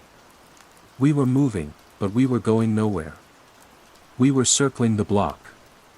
I laid on my horn. The sound was flat, dead, absorbed by the air. I yelled out my window at the truck driver. He stared straight ahead, his face placid, his hands at 10 and 2. Every driver I could see wore the same blank, neutral expression. They were part of it. I tried to pull over, to break out of the slow-moving procession, but the car behind me stayed perfectly, impossibly close to my bumper, preventing the maneuver. Panic clawed its way up my throat. I was trapped. The loop was no longer something I could observe from the safety of my car, I was a cog in its gears. We circled the block once, twice, 10 times. The same warehouses, the same chain-link fences, the same faded signs. Time lost all meaning. It could have been 10 minutes or an hour. My sanity started to fray, the repetitive motion a kind of psychological torture. Then, as inexplicably as it had begun, it broke. The truck in front of me continued straight through the intersection instead of turning. The car behind me honked, an aggressive, normal sound. The spell was shattered. I sped out of that industrial park, my hands slick with sweat on the steering wheel. The customer, when I finally arrived, left a 1-star review for the delay. Driver was just driving in circles. The irony was a physical blow. I had to find observer_73. His post was my only lifeline. The trail was cold, but the reference to broadcast infrastructure and his academic tone led me down a new path. I started searching university archives, looking for professors in the Toronto area who had researched signal theory or quantum physics and had left under unusual circumstances. It took a week of obsessive digging, but I found him. Dr. Alastair Finch, a former physics professor at the University of Toronto, granted early retirement for unsubstantiated and esoteric research initiatives. His last known address was an apartment in Port Credit, right by the lake. Finding the building was easy. Getting inside was harder. I buzzed his apartment, my heart in my throat. No answer. I waited, pretending to be a delivery driver, until a resident let me in. Finch's apartment was on the top floor. The door was slightly ajar. I pushed it open. Dr. Finch? The apartment was a chaotic mess of books, papers, and strange electronic equipment. Diagrams of wave patterns and complex equations were taped to the walls. And sitting at a cluttered desk, staring out the window at the massive broadcast tower that dominated the skyline, was a thin, disheveled man in a worn cardigan. "They piggyback on the digital conversion signal," he said, without turning around. "So much in used bandwidth. A perfect carrier wave. They thought it was just noise." I stepped inside, my shoes crunching on scattered papers. "Dr. Finch? Observer_73. He finally turned.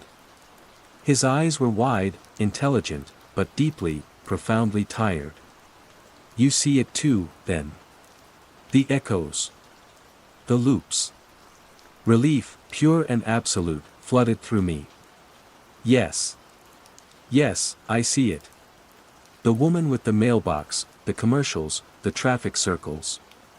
"Reality decay," he interrupted, standing up. He gestured wildly at his diagrams. "It's not a bug, it's a feature. A signal broadcast from a central point, that tower out there, I'm almost certain, that reinforces and solidifies probability. It takes common actions, routines, and hardens them into immutable loops. It's a mechanism for control, perhaps, or just an experiment run amok. The signal contamination is too deep now." He was everything I had hoped for. He had a theory, a framework. He validated my terror.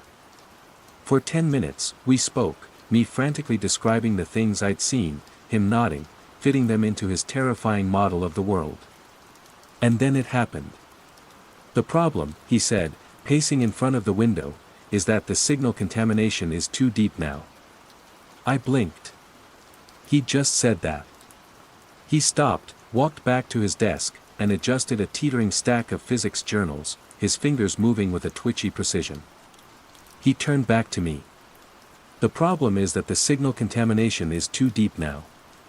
His eyes were glazed. The spark of frantic intelligence was gone, replaced by a placid emptiness. He adjusted the same stack of papers again. Identical gesture. "Dr. Finch?" I whispered, a new, more profound horror dawning on me. "The problem," he began, his voice a perfect monotone, "is that the signal contamination is too deep now." He wasn't an ally. He wasn't a guide. He was the most tragic loop of all.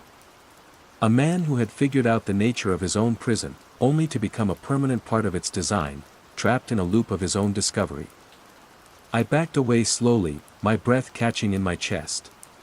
He didn't notice. He just kept adjusting the papers, muttering his mantra of contamination and decay. I turned and fled the apartment. The sound of his looping words chasing me down the hall. I ran from the building and didn't stop until I was locked safely in my car, the one place that still felt real. But the illusion was shattered. There was no safety. There was no one else.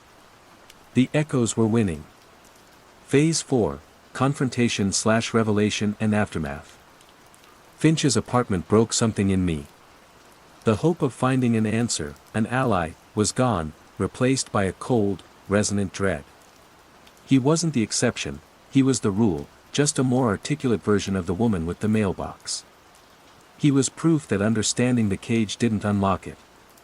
I looked at the people on the streets, the drivers in the cars beside me, and saw them all as potential loops, their free will a fragile, temporary state. My obsession shifted from the what to the where. The broadcast tower. The one Finch had been staring at. It loomed over the flat Mississauga landscape, a steel skeleton against the gray sky, visible from almost anywhere. It was no longer just a piece of infrastructure, it was the epicenter, the needle dropping onto the record of our lives again and again. I didn't have a plan. I couldn't fight a broadcast signal. I couldn't reason with a glitch. But I had to see it. I had to stand at the heart of the wrongness. It was a pilgrimage of the damned. I used my job as cover, accepting a late-night delivery for a 24-hour pharmacy that took me within a mile of the tower's service road. It was after 2 a.m. The world was asleep, or at least, it was supposed to be. The service road was blocked by a chain-link fence topped with barbed wire. A generic "No trespassing" sign rattled in the wind. I parked my Civic in the shadows of a nearby industrial building, the engine ticking as it cooled. I grabbed a pair of bolt cutters from the emergency kit in my trunk. An absurd tool for an absurd task. Cutting the cheap padlock on the gate felt like a momentous, transgressive act. I was stepping off the map, leaving the looping roads behind and entering the source code. The air grew thick as I walked up the gravel road toward the tower, heavy with a silent hum that was more of a feeling in my teeth than a sound in my ears. The world began to fray at the edges. It started with sound. I heard the ghost of a pizza order being called out, the phantom jingle for Sparkle Fresh detergent, the gentle thump of a mailbox being struck. They weren't coming from anywhere, they were just present, echoes bleeding into the air around me. Then came the visual distortions. A ghostly image of my own Honda Civic flickered at the edge of my vision, driving in a perfect, silent circle around the tower's base. I saw the hopscotch girl, transparent and shimmering, giggling as she jumped on the gravel path in front of me before dissolving. The loops were converging here, their psychic residue staining the very air. I saw my mother, standing under a streetlight that wasn't there. She looked at me with sad, disappointed eyes. "You're seeing patterns that aren't there, Dev," she said, her voice overlapping with Marco's. "People are weird, man." My sanity felt thin, a thread stretched to its breaking point. This was the confrontation. Not with a person or a monster, but with the phenomenon itself. A psychological gauntlet designed to turn me back, to overload my senses until I collapsed and became just another piece of scenery. But the desperate need to know pushed me forward. I reached the concrete base of the tower. It was immense, a monolith of steel and wires climbing into the darkness. There was no control room, no glowing panel of alien technology, no cackling villain. It was just an broadcast tower. But at its very center, bolted to the concrete foundation, was a small, featureless metal box, about the size of a car battery. It was flat gray, unremarkable in every way except for one, glowing with a soft, internal white light on its surface was the symbol of the three interlocking circles. This was it. The source. The heart. My breath hitched. My hand trembled as I reached out. I didn't know what would happen. Would I be electrocuted? Erased? Integrated? My fingers brushed against the cool, smooth metal. The world did not explode. It imploded. I was suddenly everywhere at once. I was in the silver minivan, my hands on the wheel, feeling the gentle jolt of the mailbox. I was the jogger, my left knee kicking out. I was Dr. Finch, the words "signal contamination" a comforting mantra on my lips. I was every blank-faced driver, every synchronized homeowner, every humming television. For a timeless second, I was the entire system, a billion mundane moments playing out in perfect, horrifying harmony. I felt the purpose of it all, not malice, not control, but a profound, cosmic desire for order. For stability. A reality so terrified of chaos that it chose to calcify itself into an endless, repeating pattern. It was a form of peace. The peace of the grave. And then I was just me again, kneeling on the gravel, gasping for air, the hum in my teeth slowly fading. The glowing symbol on the box dimmed and went dark. I hadn't broken it. I had touched it. And it had touched me back. The sun is bright. I'm in my Civic, parked across the street from a familiar house on Maple Creek Drive. The clock on my dashboard reads 10:14 a.m. I'm not here for a delivery. I'm just here. I know, without looking at the app, that my first pickup of the day will be from a sushi place on Mavis. I know that later this afternoon, I will get stuck in a traffic loop near the airport for exactly 12 minutes. I know which customer will complain, and which one will add an extra $1 to the tip. The information is just there. A quiet certainty. A schedule. At 10:15 a.m., the garage door across the street rumbles open. The silver minivan backs out. The gentle thump against the mailbox is as familiar to me now as the sound of my own heartbeat. The woman in the floral dress gets out. She puts her hands on her hips. But this time, something is different. Before she speaks, she looks up. Her eyes scan the street and lock directly onto mine through my windshield. For a single, terrifying, eternal second, her expression is not one of confusion. It is one of lucid, complete recognition. A flicker of shared awareness passes between us, an acknowledgement from one cog in the machine to another. In her eyes, I see a deep, ancient weariness, and a profound, placid acceptance. Then, the moment breaks. Her face smooths over into its familiar, scripted exasperation.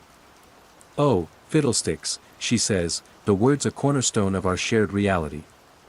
She pushes the mailbox post upright, pats it twice, gets back in her car, and drives away. The loop is intact. The performance is complete. But I am no longer just the audience. The contagion didn't need to be fought. It just needed to be joined. I am part of the pattern now, a knowing participant in the quiet, repeating world. I don't feel dread anymore. I don't feel panic. I feel a strange sense of calm. A sense of place. I turn the key in the ignition. The engine makes its familiar sound. I check my mirrors, signal, and pull away from the curb, a placid expression on my own face. I have a route to follow. It's my turn to play my part in the Sunday routine, today, and tomorrow, and forever. The hum.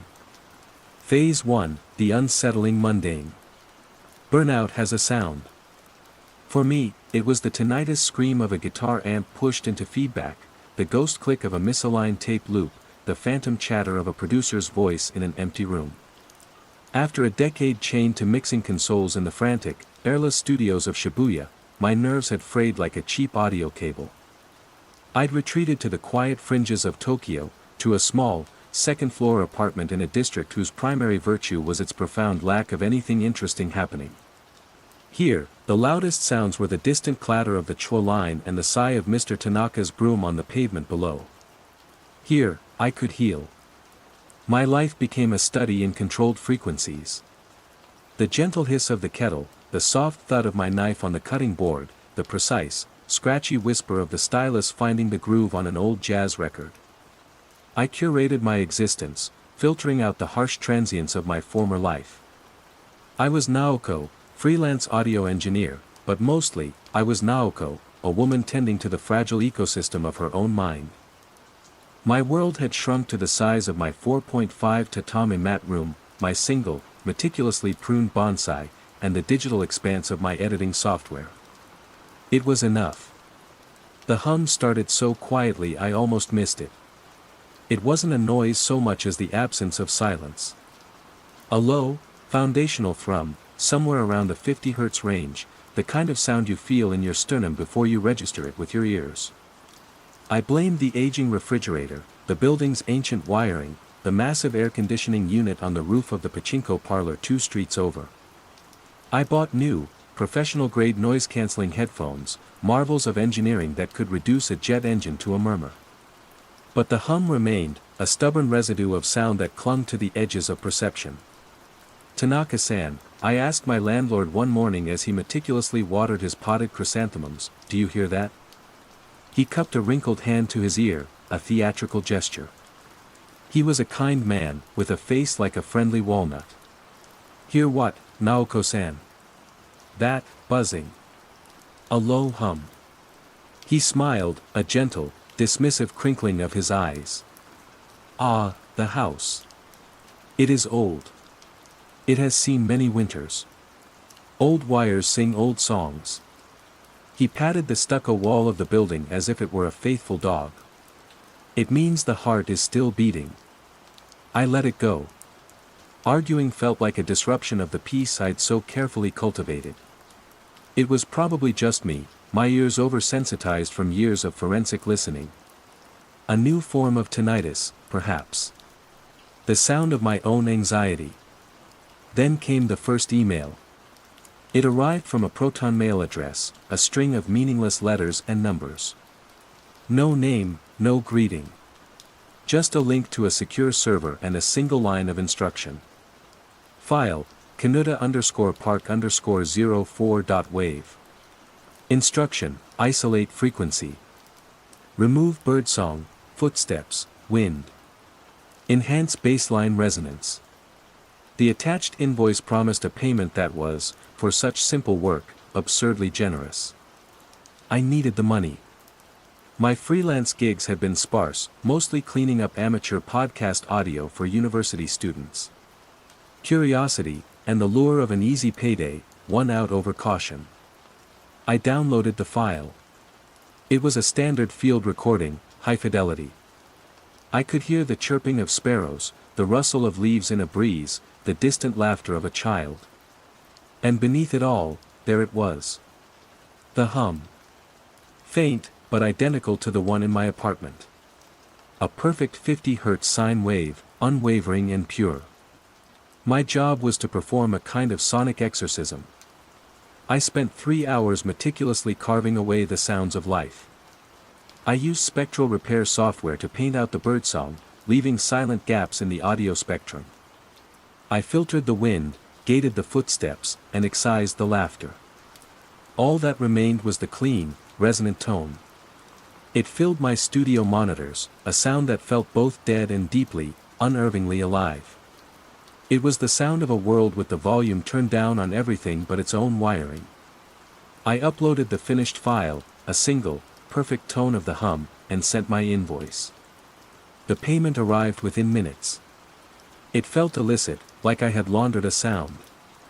That night, the hum in my own apartment seemed a little louder, a little more confident. I told myself it was suggestion. The power of suggestion. A few days later, I noticed the first real strangeness.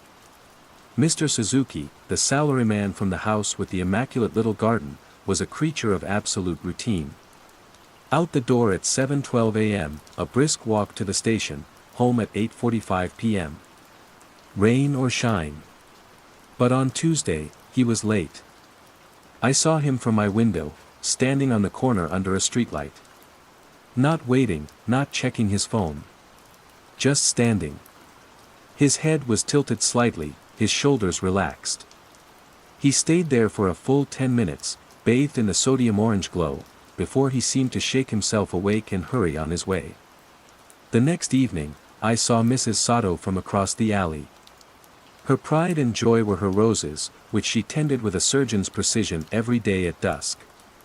But tonight, she wasn't pruning. She was just sitting on her engua, her wooden porch, her clippers lying idle in her lap. Her gaze was fixed, not on her flowers, but on the thick, black utility cable that looped from the pole in her yard to the side of her house. She had a placid, distant smile on her face. I tried to rationalize it. People were tired. Stressed. The city grinds you down. We all have our moments of quiet madness. But I had isolated the hum. I had held it in my hands, digitally speaking. I knew its frequency.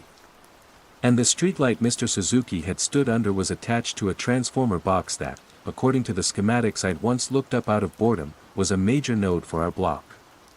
The cable Mrs. Sato was staring at fed the power not just to her house, but to the entire row of buildings. I sent a tentative email to my old mentor, Kenji. He was a professor of acoustic engineering at Waseda now, a man whose ears I trusted more than my own. Kenji-sensei. A strange question. Have you ever encountered a persistent, localized, low-frequency hum? Around 50 Hz. I seem to be hearing it constantly out here. Almost like an environmental tone. His reply came a day later, brief and clinical. Naoko. Likely auditory pareidolia. Or the first signs of tinnitus from your studio days. The brain creates patterns from chaos. Especially a stressed brain. Get some rest. Don't go chasing sonic ghosts. Sonic ghosts. The phrase echoed in my head as I opened the second email from my anonymous client. Another file. Another location, this time the 24-hour laundromat by the station. Another generous payment. The same instruction. Instruction, isolate frequency. I downloaded the file. The slosh of water, the rumble of the dryers, the tinny pop music from a small radio. And underneath it all, louder this time, stronger, was the hum. I set to work, my fingers flying across the keyboard, my movements precise and automatic. I was a professional. I could filter out the world. I could deliver the pure, clean sound of the ghost. Phase 2, growing awareness and isolation. The gigs kept coming. A recording from the covered shopping arcade near the station. One from the children's playground at dusk. Another captured inside the silent, humming server room of a small local web hosting company. The client never varied the instructions, never offered a word of feedback. Just a file, a command, and prompt payment. With each job, my map of the hum grew more detailed. It wasn't ambient noise. It was a network. A web of sound laid over my neighborhood, with a clear and undeniable correlation: the louder the hum, the nearer the source of electricity. The playground recording was the one that truly chilled me. The audio was thick with the sounds of children leaving, the squeak of the swings, shouts of goodbye to friends, the weary calls of mothers. But there was one sound that persisted long after the others had faded. It was the gentle, rhythmic creak of a single swing, moving back and forth, back and forth. In the background, the hum, emanating from the high-powered lights that illuminated the empty space, was a steady, resonant drone. When I filtered out the creaking, the hum felt expectant. I started taking my portable recording rig with me on my walks. A small, high-sensitivity microphone disguised as a lapel pin, wired to a solid-state recorder in my pocket. I looked like a tourist, or a paranoid eccentric. I no longer cared. I was charting the ghost. The patterns were undeniable. The hum spiked around transformer substations, bled from overloaded junction boxes, and pooled silently beneath the high-tension wires that crisscrossed the sky. And in these hotspots, the listeners gathered. They never spoke, never interacted. They simply were. An old woman sitting on a bus stop bench for hours, long after the last bus had departed, her head angled toward the buzzing fluorescent light inside the shelter. A group of teenagers, not drinking or smoking, just leaning against the metal fence of an electrical substation, their faces pale and serene in the moonlight. My attempts to breach their strange peace were met with a placid wall of non-reception. "Excuse me," I said to the old woman at the bus stop one evening. "Are you all right? The last bus was over an hour ago." She turned to me slowly, her eyes unfocused. A gentle smile touched her lips. "It's so peaceful here," she murmured, her voice a dry rustle. "Can you feel it? The calm." Her gaze drifted back to the light. I felt a profound sense of trespass, as if I had interrupted a prayer. My isolation deepened. The world was splitting into two distinct groups, those who heard the hum and were drawn to it, and me. I felt like the last sober person at a party where everyone else had taken the same strange, quiet drug. I tried Mr. Tanaka again, this time with evidence. I showed him the waveforms on my laptop, the clean, undeniable spike at 50 Hz. "Look, Tanaka-san. It's real. It's a measurable frequency." He peered at the screen, his expression one of polite interest, the kind one feigns for a child showing off a clumsy drawing. He reached out and gently tapped the glowing power light on my amplifier. "Everything has a life," he said softly. "A pulse. This machine. The house. The wires. You are just learning to listen." He wasn't looking at my evidence. He was captivated by the simple, steady glow of the LED. In that moment, I knew I had lost him. He was already listening to something else. That's when I noticed the chalk. It started at the base of the streetlight where I'd first seen Mr. Suzuki. A small, intricate pattern drawn in blue chalk on the dark asphalt. It looked like a cross between a mandala and a circuit board diagram. Lines connected circles, which branched into complex, repeating fractals. It was elegant, precise, and utterly alien. A few days later, another appeared on the pavement beside the bus stop. Then another, near the substation fence. They weren't children's drawings. They were too complex, too deliberate. One afternoon, I saw how they were made.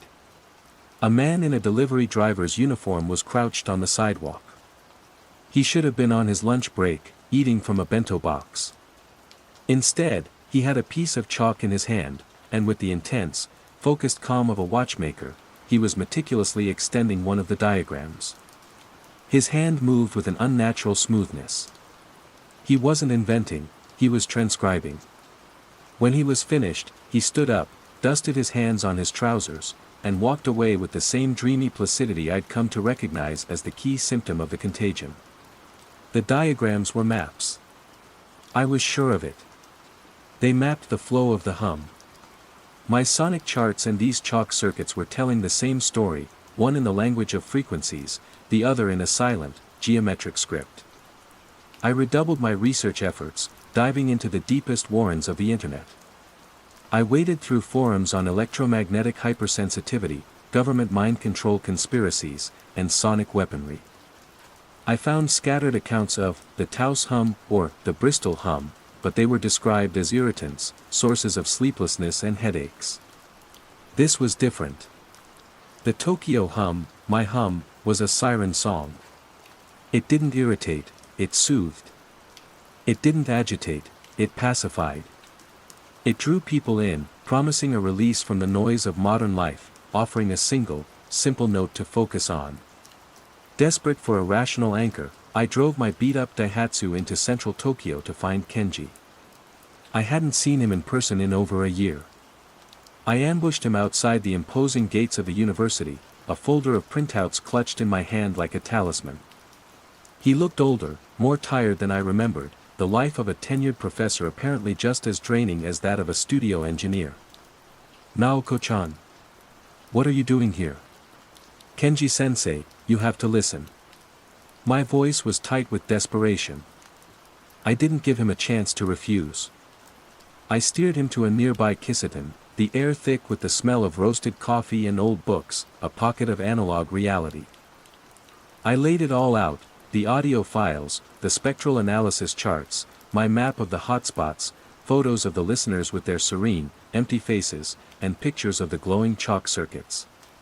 He listened with professional skepticism, his brow furrowed. He picked up a printout of a waveform. It's a clean signal, I'll grant you that. Almost too clean for an environmental artifact. It's not an artifact, I insisted, my voice low and urgent. It's a signal. It's doing something to people. It's changing them. He sighed, rubbing the bridge of his nose.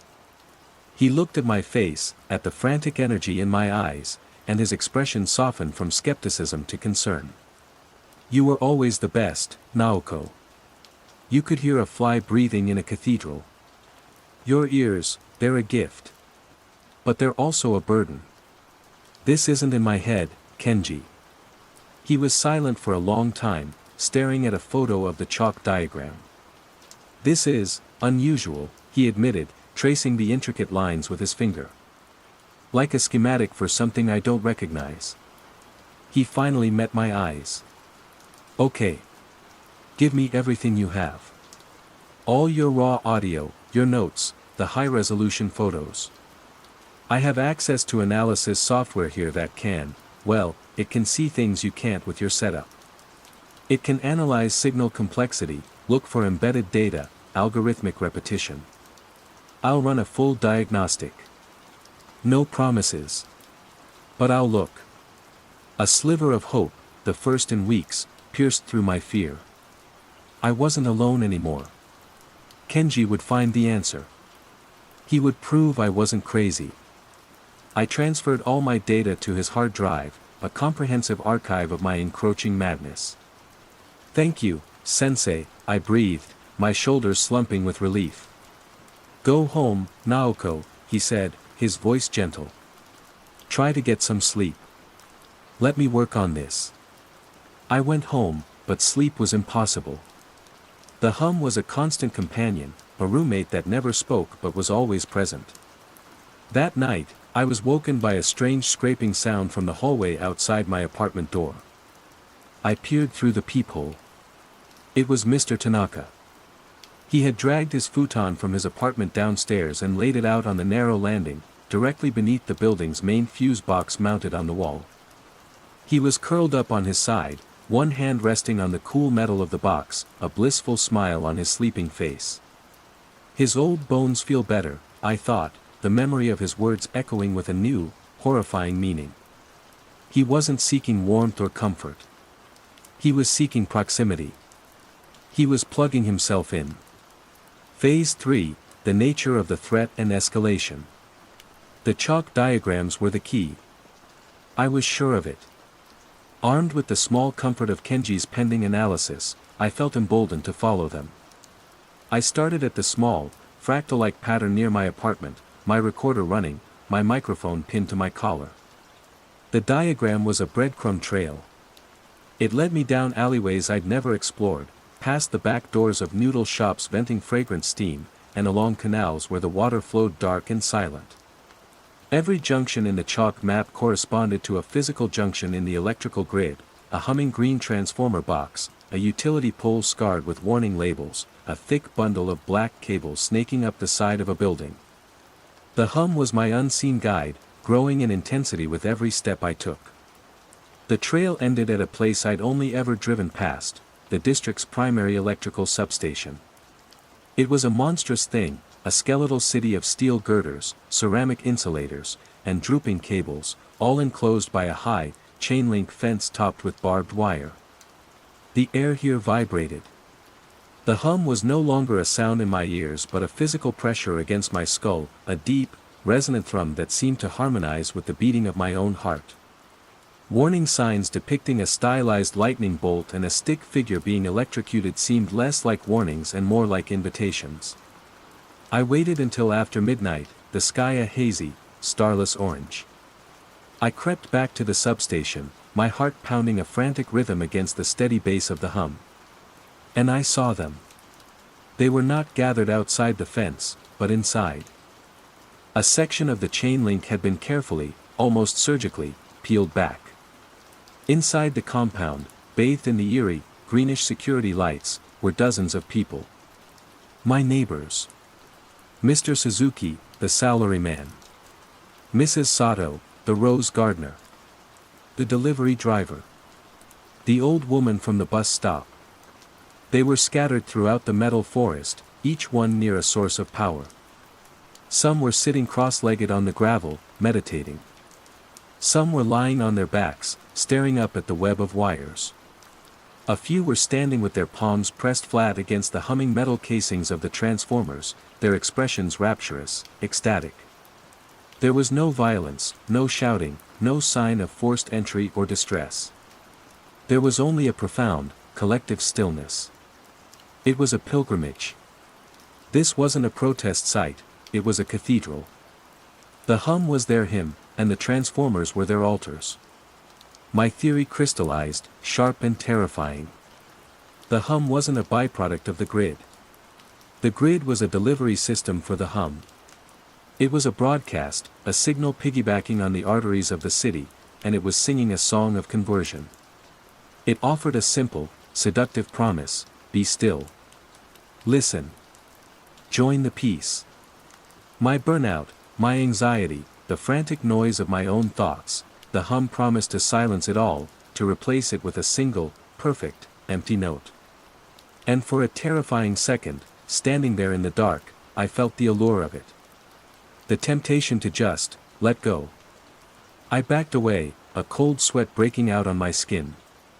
I ran back to my apartment, the sanctuary that now felt like the last bastion against a rising tide of silence. I checked my email every 5 minutes, waiting for Kenji. Waiting for my lifeline. The escalation became personal. The listeners were no longer just passive. They began to leave offerings at their chosen shrines of power.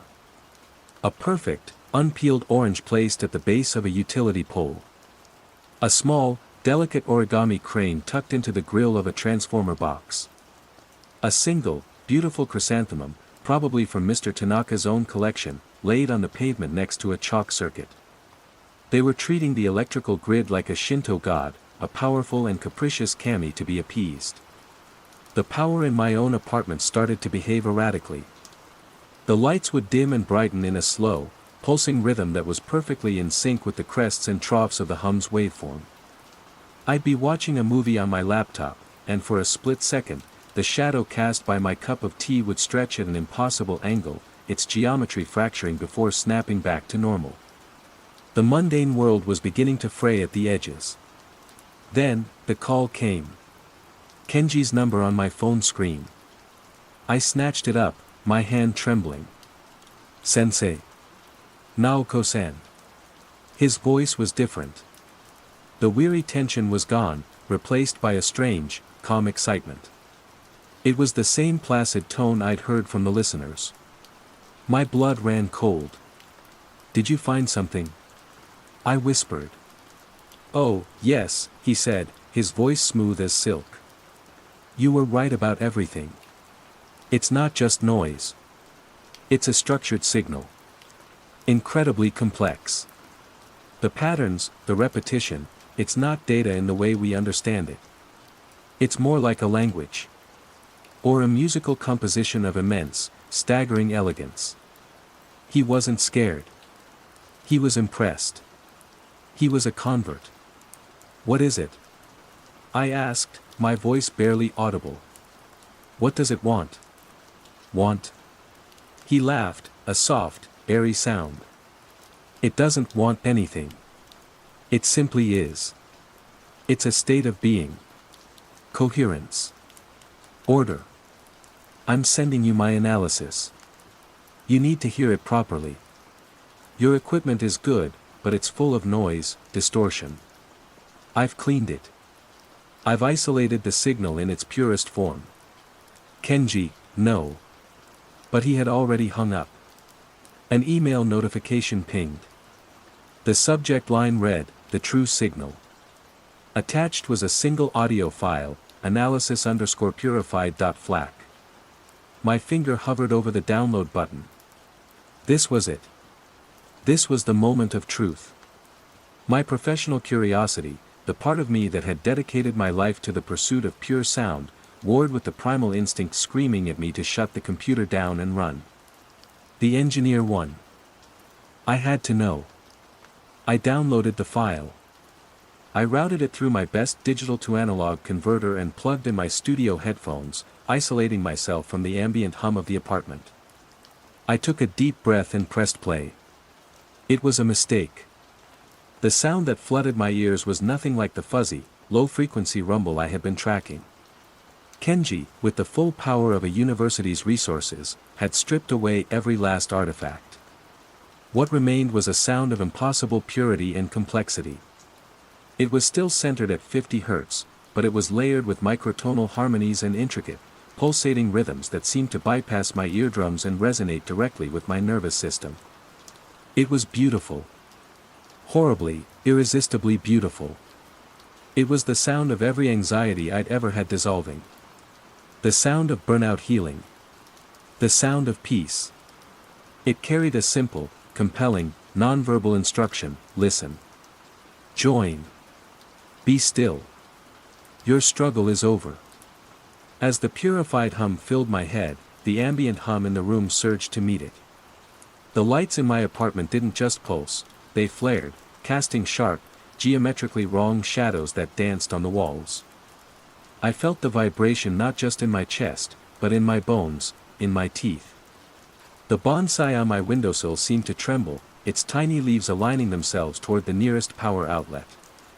I ripped the headphones from my head and threw them across the room. I scrambled to the computer and slammed the power button, but the sound didn't stop. It was still there, echoing in my skull, a ghost of that perfect, terrible signal. Kenji hadn't sent me an analysis. He had sent me an inoculation. An initiation. My phone buzzed with one last message from him. Isn't it beautiful? It's the sound of coherence. I looked at my studio monitors, my amplifiers, my mixing board. My sanctuary. It had all been compromised. It was no longer a shield, it was a conduit. And the door was now wide open. Phase 4, Confrontation/Revelation and Aftermath. Panic is a frequency all its own, a high, sharp shriek that overrides everything. The beautiful, terrible hum still echoed in my mind, a seductive whisper promising tranquility, but the terror was louder. It was the terror of losing myself, of becoming one of the placid, empty-eyed listeners. My eyes fell on a heavy microphone stand in the corner of the room. With a guttural cry, I grabbed it and brought it down on my studio monitors, shattering the sleek black casings. I swung again, smashing the glowing screen of my laptop. I tore through my sanctuary, my tools, my life's work, destroying anything that could receive or amplify the signal. Plastic splintered, glass cracked. I ripped plugs from the walls, severing my connection to the very grid that was besieging me. The apartment plunged into a deeper darkness, lit only by the orange sodium glow filtering through the window. The silence was immense. And into that silence, the hum from outside crashed back in. It was no longer a background thrum, it was a physical presence, pressing in on the thin walls of my apartment. It was weaker now, without Kenji's purified signal to anchor it, but it was still there. And I was now exquisitely tuned to it. I could feel its pull, the gentle, insistent tug toward blissful oblivion. Join us. Be still. I had to get out. My gaze fell on the hallway. The door was ajar. In the dim light from the stairwell window, I could see Mr. Tanaka. He hadn't moved. He was still curled up on his futon, his hand stroking the cold, gray metal of the fuse box as if it were a beloved pet. His face, illuminated by the box's single, green power light, was a mask of perfect contentment. He was humming softly to himself, a single, low note that was perfectly in tune with the sound from the street. He was part of the chorus now. He didn't notice me. To him, my panic was just irrelevant noise, a discordant frequency in a world of perfect harmony. My choice was stark and absolute. Succumb or flee. I moved with frantic stealth, stuffing a backpack with the barest essentials, my passport, the cash I kept for emergencies, a water bottle. My eyes scanned the room for anything else I could take. Anything that represented the old me, the pre-hum Naoko. But everything was either broken or tainted. Then I saw them, tucked away in a dusty case from a long-forgotten gig, a pair of industrial-grade ear defenders, the kind worn by airport ground crews. They were bulky, ugly, and designed for one purpose, to create silence. I clamped them over my ears. The world snapped into muffled quiet. The hum was still there, a phantom vibration I could feel in my jawbone, but its siren song was muted, its power diminished. It was the armor I needed. Slipping out of my apartment was like escaping a tomb. The air in the hallway was thick with the hum, a palpable pressure. I crept past Mr. Tanaka, my heart hammering against my ribs. He didn't stir. The street outside was a scene from a silent, surrealist film. The district was bathed in the unwavering glow of the streetlights. There was no traffic. No one was walking or talking. The listeners were everywhere, scattered like statues in a forgotten garden. They stood under power lines. They sat before transformer boxes. They leaned against utility poles. Their faces were all turned toward the sources of power, their expressions identical, a serene, vacant stillness. The chalk circuits on the pavement seemed to glow with a faint, internal luminescence, connecting them all in a silent, geometric web. This was the new world. A world that had traded chaos for coherence, and humanity for harmony. I ran. I didn't look back. Shinjuku Station was a sensory cataclysm. The roar of arriving trains, the cacophony of 1,000 overlapping announcements, the relentless visual assault of advertisements on towering screens, the sheer physical press of the crowd. It was overwhelming, abrasive, and painful. And it was my salvation. Here, the hum was lost, drowned in a tsunami of chaotic, competing frequencies. It was still there, if I concentrated, a single bass string vibrating beneath a symphony of noise, but it had no power. It was just one sound among millions. I stumbled to the ticket counter, a ghost haunting the edges of a living world. I bought a ticket for the first long-distance Shinkansen heading west, away from Tokyo, away from the epicenter of the quiet contagion. I didn't know where I was going. I only knew I had to go. The story ends here, but my journey doesn't. I am writing this on a borrowed laptop in a small business hotel in Fukuoka, 1,000 kilometers from home. The ear defenders are rarely off. I have escaped my neighborhood, but I have not escaped the world. I don't know what the hum is. An emergent consciousness born in the global electrical grid? An extraterrestrial signal that found a compatible receiver in our technology? A new law of physics quietly asserting itself? A form of mass psychosis for an age of anxiety? In the end, the origin doesn't matter. The effect is all that counts. I see its tendrils everywhere. I see it in the way a tired office worker stares a little too long at the glowing screen of their phone. I see it in the trance-like state of commuters on a train, their heads lolling toward the humming electrical conduits above the windows. Last night, I looked out my hotel window at the dark silhouette of the distant mountains. And I saw it. A single, pinpoint light from a remote farmhouse. And below it, a tiny figure, standing perfectly still in a dark field, head tilted toward the high-tension power line that cut across the landscape, listening. The contagion is not loud. It doesn't scream or rage.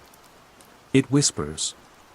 It offers a cure for the madness of modern life, and the price is life itself. I am one of the few who heard the offer and refused. I am now forever an outlier, a discordant note in a world that is slowly, quietly, tuning itself to a single, terrible song. I am haunted not by the noise, but by the relentless promise of its beautiful, awful silence. I am utterly, completely alone, and I can't stop listening. The clock stops here. Phase 1, the unsettling mundane. The first thing I did every morning was listen. Not to the gulls screeching over the canal, nor the distant groan of the first tram towards Piccadilly. I listened for the ticks and the tocks. They were the iron filings to my magnet, the quiet chorus that pulled my world into alignment. In my small flat in Ancoats, nestled in a converted textile mill, I had 17 clocks. A grand long case in the hall, a black forest cuckoo on the kitchen wall, a ship's chronometer on my bedside table, a dozen others scattered on shelves and mantelpieces. They were my flock, my patience, my choir. And every morning, after I had wound the ones that needed winding, they sang in perfect, reassuring unison. This routine was my anchor. Sobriety, I was discovering, was a lot like repairing a delicate escapement mechanism. It required patience, a steady hand, and a punishing degree of self-awareness. You couldn't just yank the faulty parts out. You had to understand why they'd failed, how the stress had warped them, how the pressure had thrown the whole system out of balance. My drinking had been a broken mainspring, coiling tighter and tighter until it snapped, scattering gears and shattering the crystal of my life. Now, 63 days sober, I was painstakingly putting the pieces back together. The clocks helped. Their steady, predictable rhythm was the antithesis of the chaotic arrhythmia that had governed my life for a decade. My shop, Tempus Fugit, was a 10-minute walk away, tucked into a narrow lane in the northern quarter. It was a dusty, cluttered haven of horology, smelling of brass polish, old wood, and lubricating oil. I'd inherited it from my father, another man who preferred the company of pendulums to people. He'd understood that a clock wasn't just a machine for measuring hours, it was a vessel for time itself, a small, domesticated engine of reality. The first tremor in my new, meticulously calibrated world was so slight I almost missed it. It was a Tuesday. Mrs. Albright, a sweet, lavender-scented woman from just off Tib Street, brought in her little Art Deco mantel clock. "Jeremy, dear," she said, her brow furrowed. "It's doing that thing again." I took the clock from her. It was a beautiful thing, all chrome and bakelite, with a face like a startled owl. I'd given it a full service only a month ago, painstakingly cleaning each pivot and oiling the jewels. I held it to my ear. The tick-tock was crisp and even. "It seems to be running perfectly, Mrs. Albright." "Oh, it runs," she said, twisting the strap of her handbag.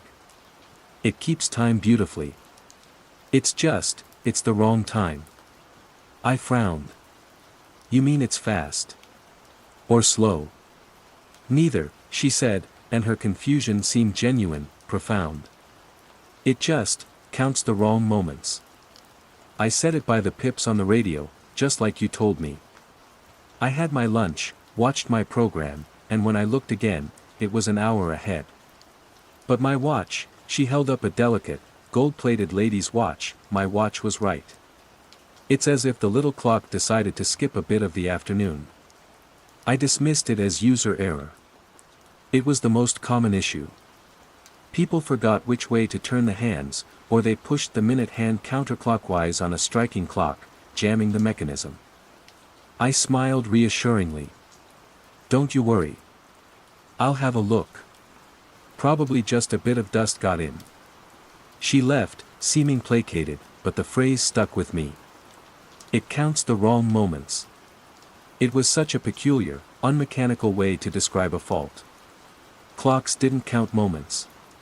They counted oscillations of a balance wheel, swings of a pendulum.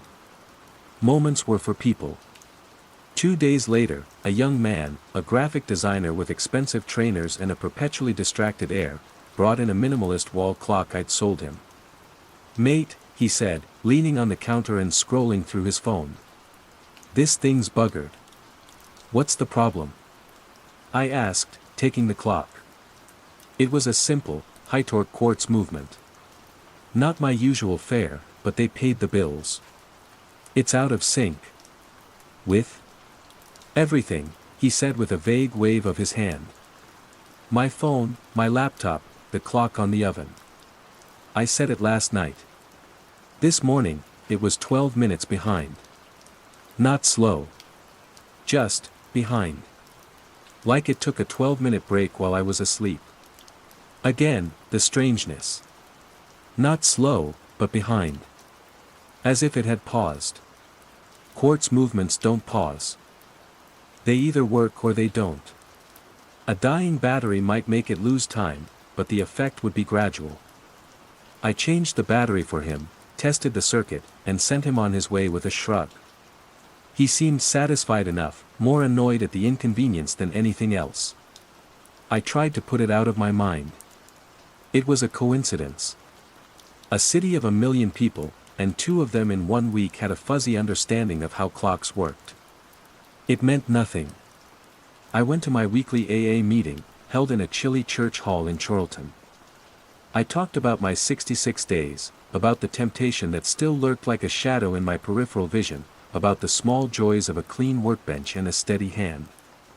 I listened to others' stories. It was grounding.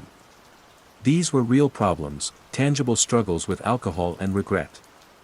My weird clock customers felt trivial by comparison.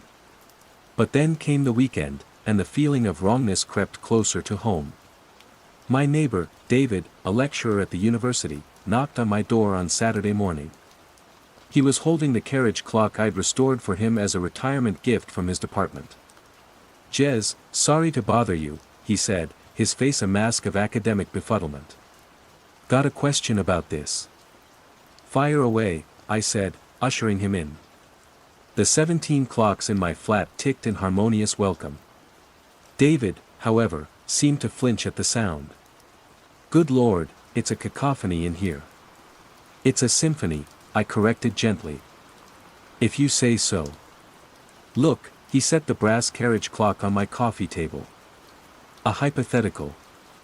If I were to synchronize this clock perfectly with, say, my digital alarm clock, and leave them both on the same table, is there any physical principle by which one could fall out of alignment with the other without either of them being mechanically faulty? I felt a cold prickle on my neck. What do you mean, fall out of alignment? I set them both at 11 o'clock last night before bed. At 7 this morning, my digital clock woke me, as expected. This one, he tapped the crystal of the carriage clock, read 6:48. It hadn't stopped. The hands were moving. It was ticking away merrily. It was just wrong. It had lost 12 minutes. But not lost them, you understand. It's as if it experienced a different amount of time overnight. It counts the wrong moments. It took a 12-minute break. It experienced a different amount of time. 3 different people, 3 different clocks, 1 impossible complaint. That's not possible, David, I said, my voice sounding thinner than I wanted. I know, he said, throwing his hands up in exasperation. That's why I'm asking you. You're the expert. Is it magnetism? Some weird atmospheric pressure thing? Is the new 5G mast on the roof scrambling its tiny brain? I took the clock. I opened the back plate. The escapement was pristine. The balance wheel pulsed with perfect isochronism. I checked the regulator. It was exactly where I'd set it. There was no mechanical reason for it to lose 12 minutes overnight. Not like that. A slow, cumulative loss, yes. A sudden jump? Impossible. I'll put it on the timer, I said, referring to my vibrograph, a machine that listens to a clock's heartbeat and prints out its rate. I'll see if there's any deviation. After he left, I stood in my living room, surrounded by my 17 ticking companions. For the first time in my life, their sound wasn't entirely reassuring. I walked from clock to clock, checking them against the speaking clock on my landline. The long case in the hall, perfect. The French mantel clock on the bookshelf, perfect. The ship's chronometer by my bed, perfect. They were all in sync. My little island of temporal stability was holding. But the world outside felt slippery. The next week, the unease began to curdle into genuine anxiety. It wasn't just customers anymore. I started noticing it myself, out in the city. I was walking to meet my sponsor, Mark, for coffee. I checked the time on the big clock on the principal hotel. 1:15, I ducked into a bookshop to browse for a couple of minutes, no more than 5. When I came out, I glanced at my own watch, a sturdy, reliable automatic I'd regulated myself. 1:23, strange. I felt certain I'd only been in the shop for a moment. I looked back at the hotel clock. It now read 1:17. My heart hammered against my ribs. I stood on the pavement, people flowing around me, and stared. My watch said 1:23. The hotel clock said 1:17. That was a 6-minute discrepancy. Which one was right? I pulled out my phone. Its clock, presumably synced to a satellite, read 1:23. So the hotel clock was slow. But I'd only been in the bookshop for what felt like 5 minutes, which would make the hotel clock the more accurate measure of my subjective experience. I shook my head, a wave of dizziness washing over me. Stress. It had to be stress. Early sobriety was messing with my head, with my perception of time. It was a known phenomenon. Time could feel like it was crawling or racing. This was just a more intense version of that.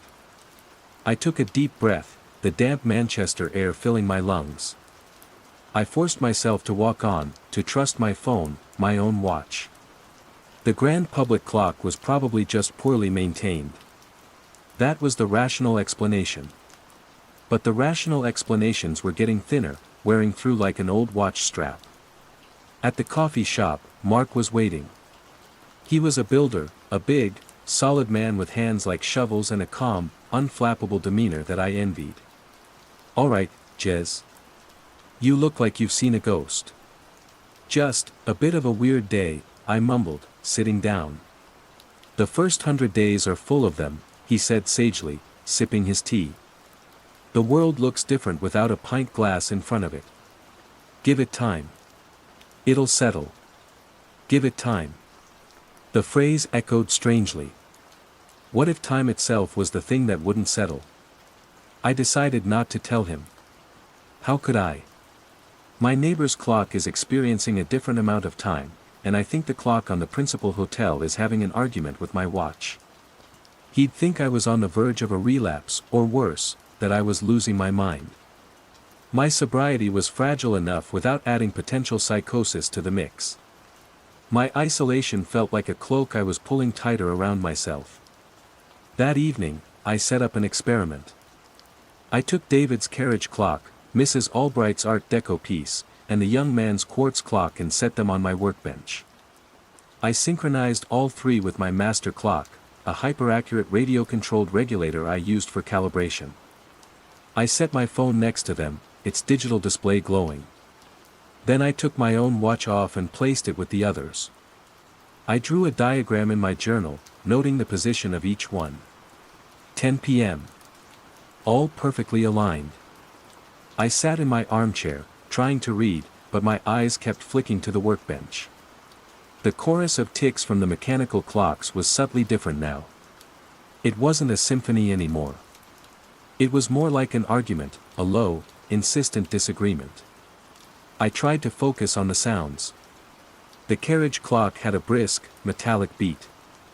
The Art Deco clock had a softer, more hesitant tick-tock. The quartz clock was silent, its second hand sweeping in a smooth, sterile motion. My own 17 clocks around the flat were my control group. I got up and checked them. Still in perfect unison. My home was still my fortress. I must have dozed off, because the next thing I knew, my neck was stiff and the light coming through the window had that thin, gray quality of early morning.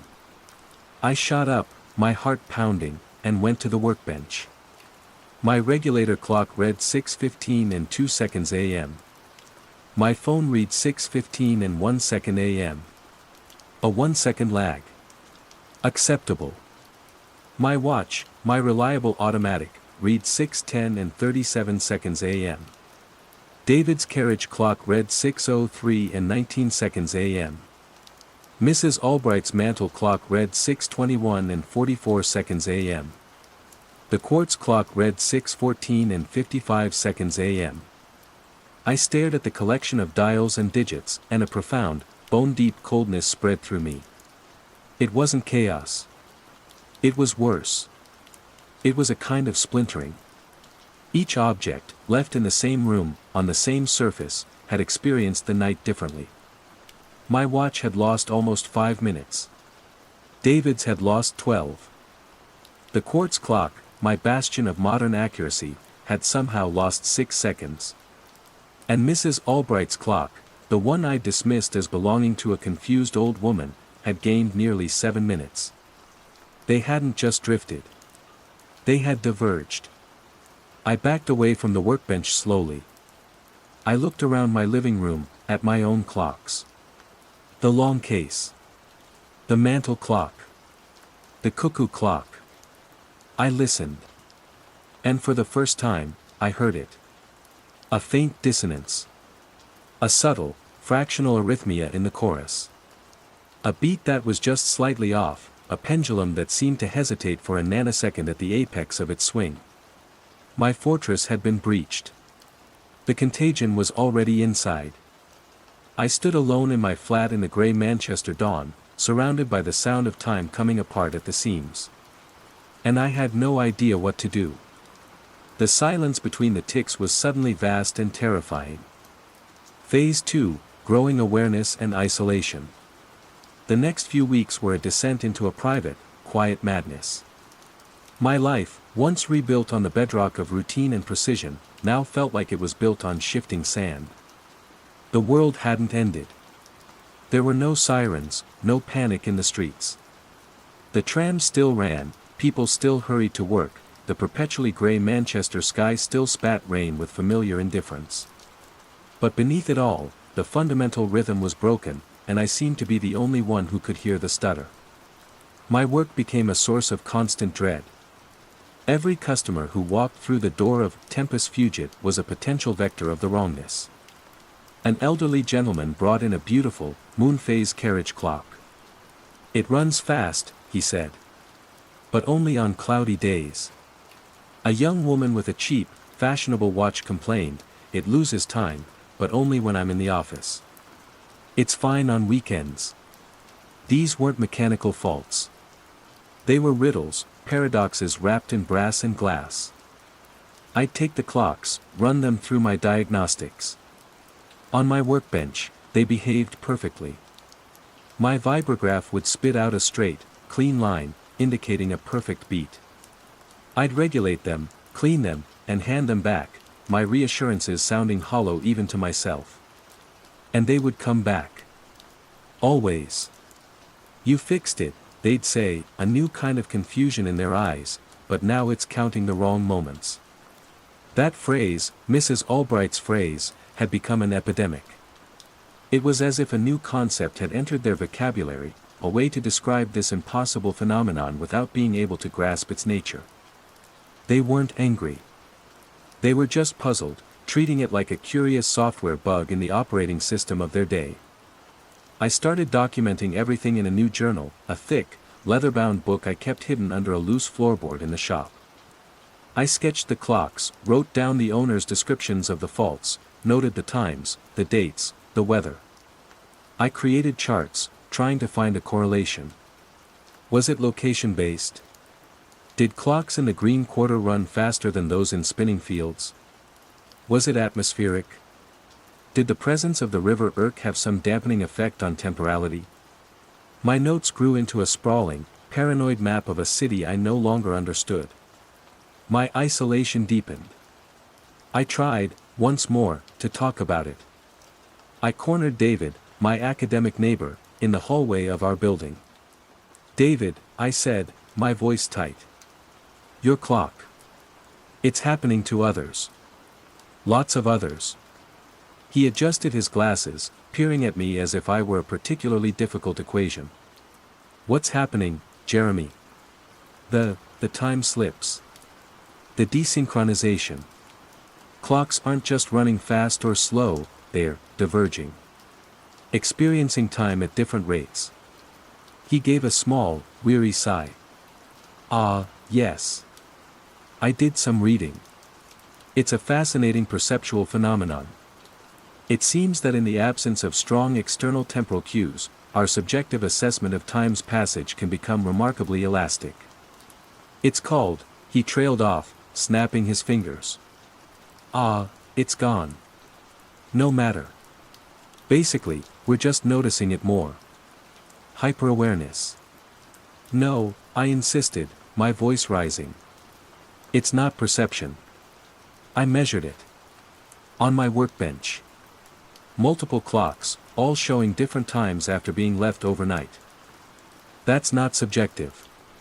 David's expression shifted from academic curiosity to concern. The kind of look you give someone you think might be unwell. "Jeremy, are you feeling all right? You've been under a lot of stress. The new business, your recovery.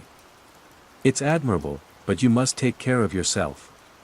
Perhaps you misread the dials. Or your own equipment needs calibrating." He was pathologizing me.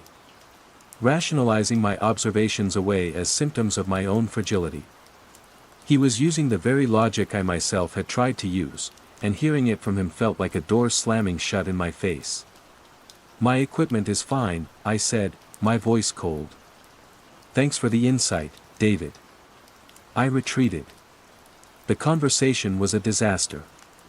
It cemented my status as the lone crank, the broken man seeing brokenness everywhere. I stopped going to my AA meetings.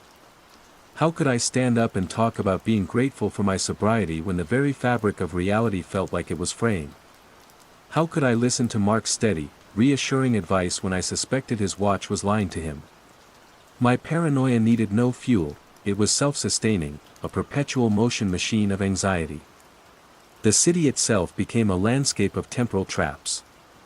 I'd walk down Market Street, and the digital clock on one building would be 3 minutes ahead of the one on the next. People would rush past, oblivious, checking their phones, which I now saw as anchors to a consensus reality that was becoming increasingly arbitrary. I started to see a certain look on people's faces.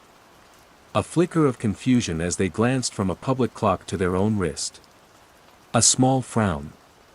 A shake of the head. Then, a shrug. A dismissal. They were noticing, on some level. But the instinct to maintain normalcy was overwhelming. It was easier to assume a clock was broken than to entertain the alternative. The contagion's greatest defense was humanity's desire for a world that made sense. My little subplot, the thing that convinced me I wasn't just imagining it all, arrived in the form of a new customer. He didn't look like my usual clientele. He was tall and thin, with a gaunt face and eyes that seemed too old for his body. He wore a long, dark coat, even though it was a mild autumn day. He didn't carry a clock. He stepped into the shop, and the little bell on the door jangled. He didn't look at the clocks on the walls. He looked at me. "You're the one who listens," he said.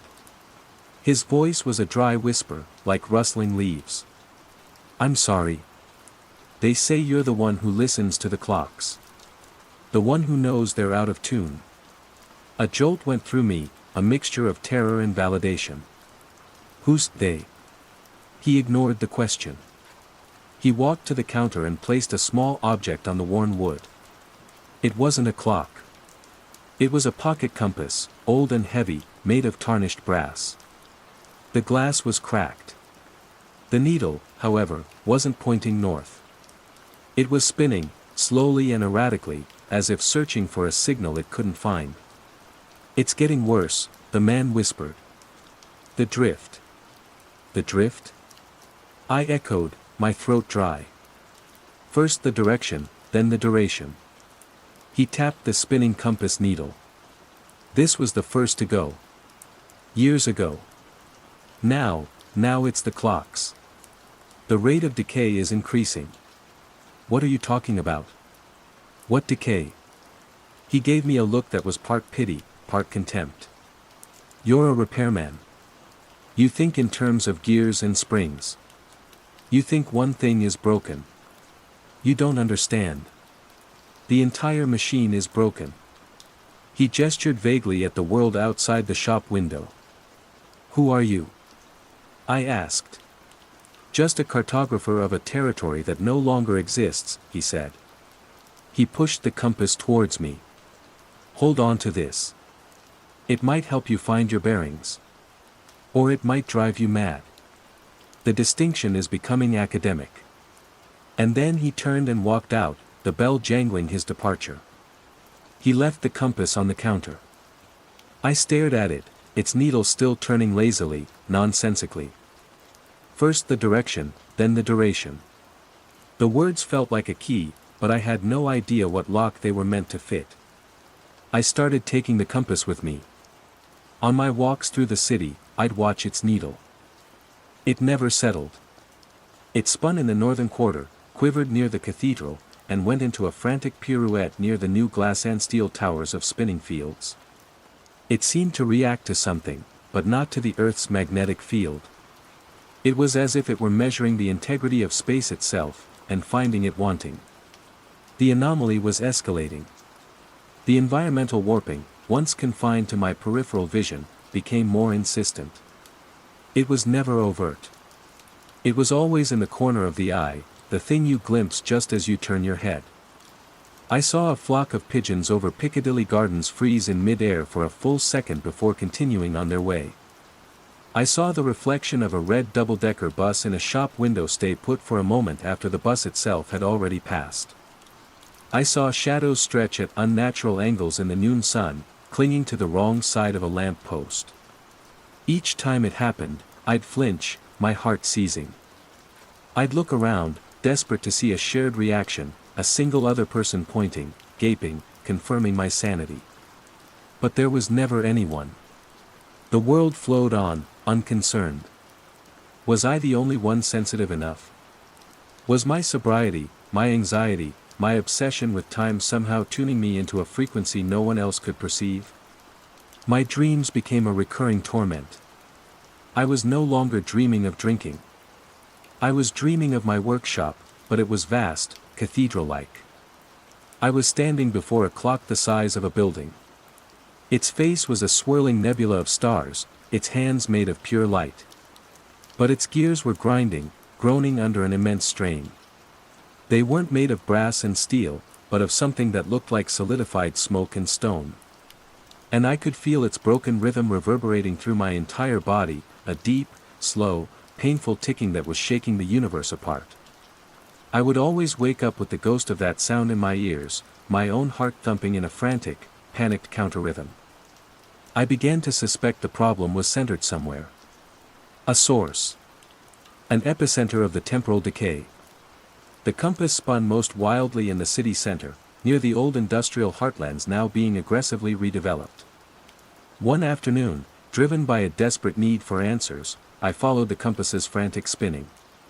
It led me down back alleys, through unfamiliar ginnels, and into a part of Ancoats I'd never explored, where the last of the derelict brick mills stood waiting for the developer's wrecking ball.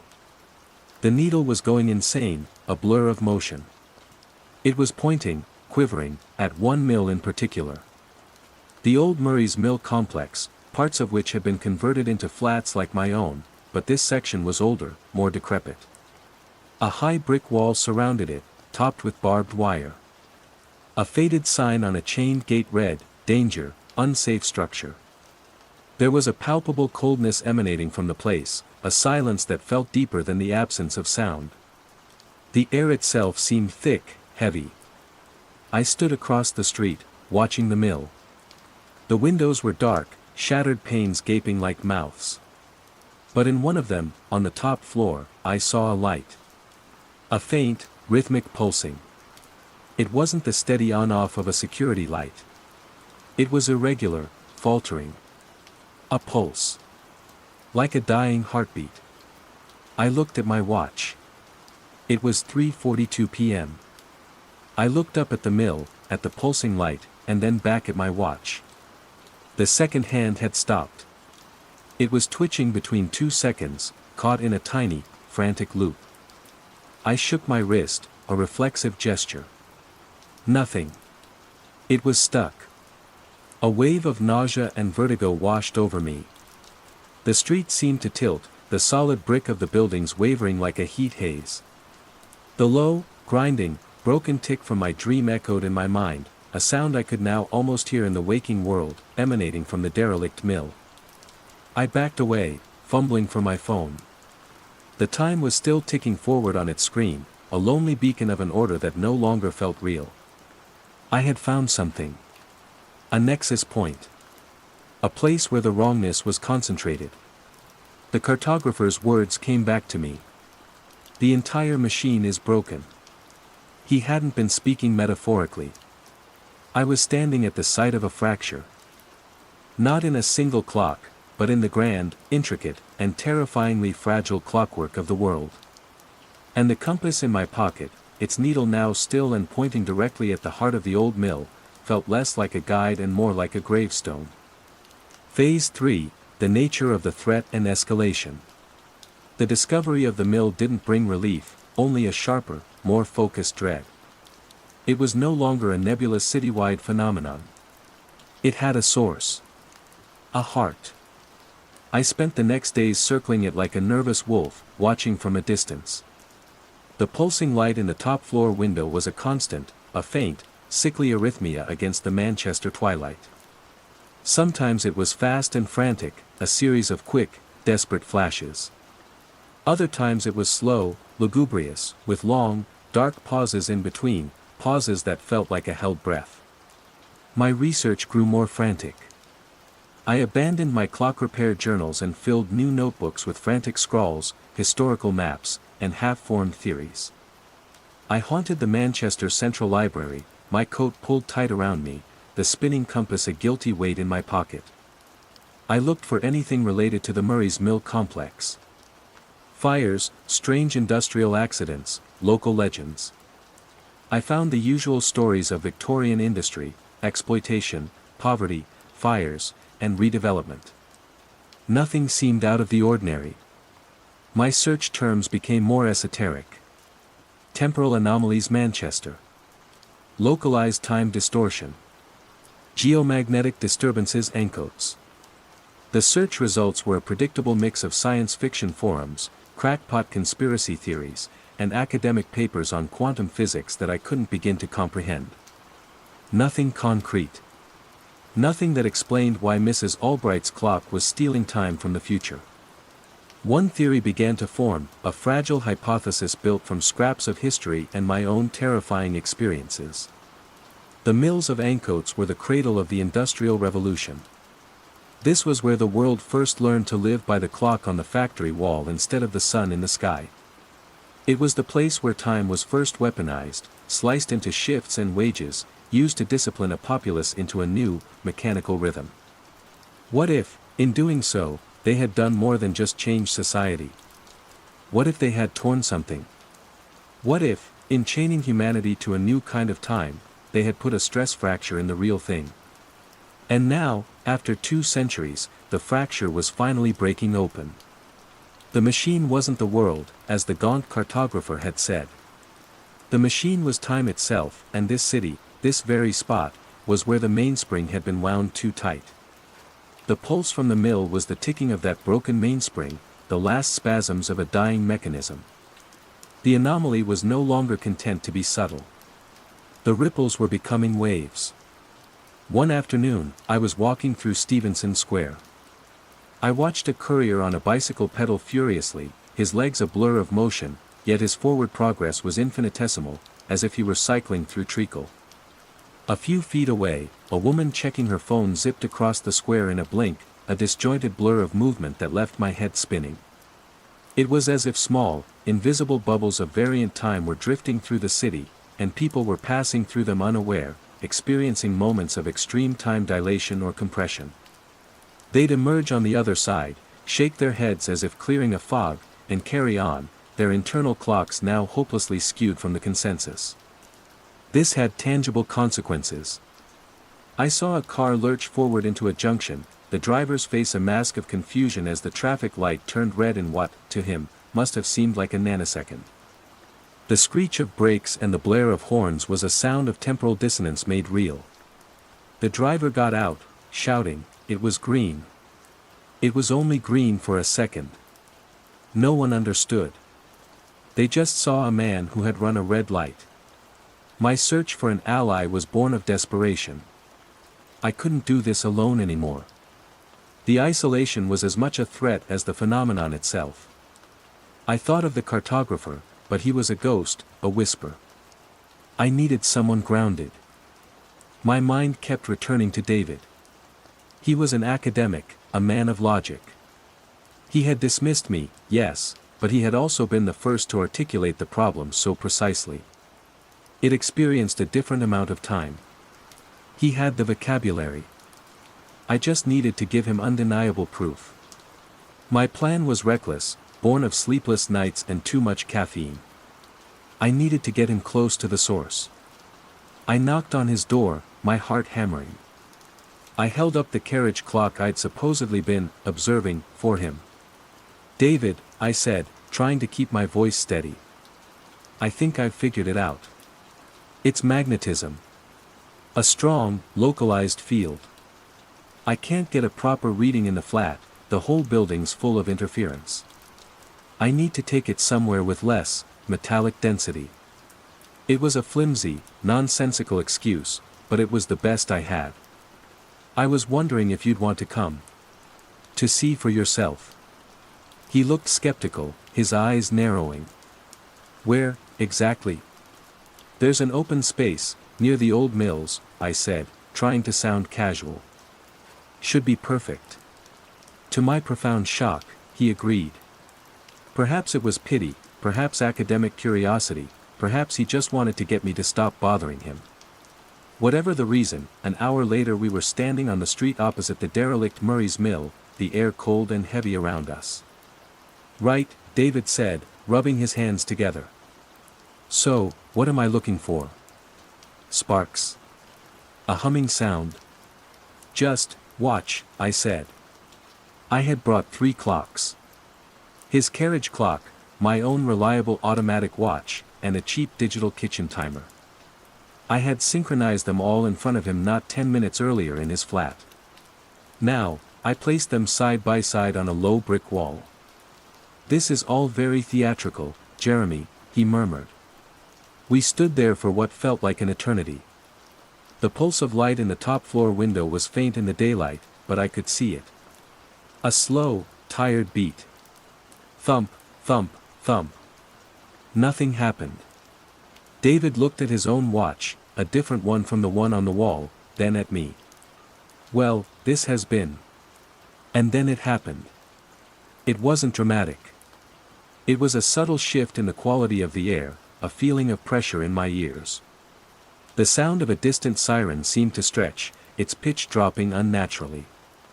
I glanced at the clocks. The seconds on the digital timer were visibly slowing down. Each number lingered on the display for what felt like 2, maybe 3 seconds, before clicking over to the next.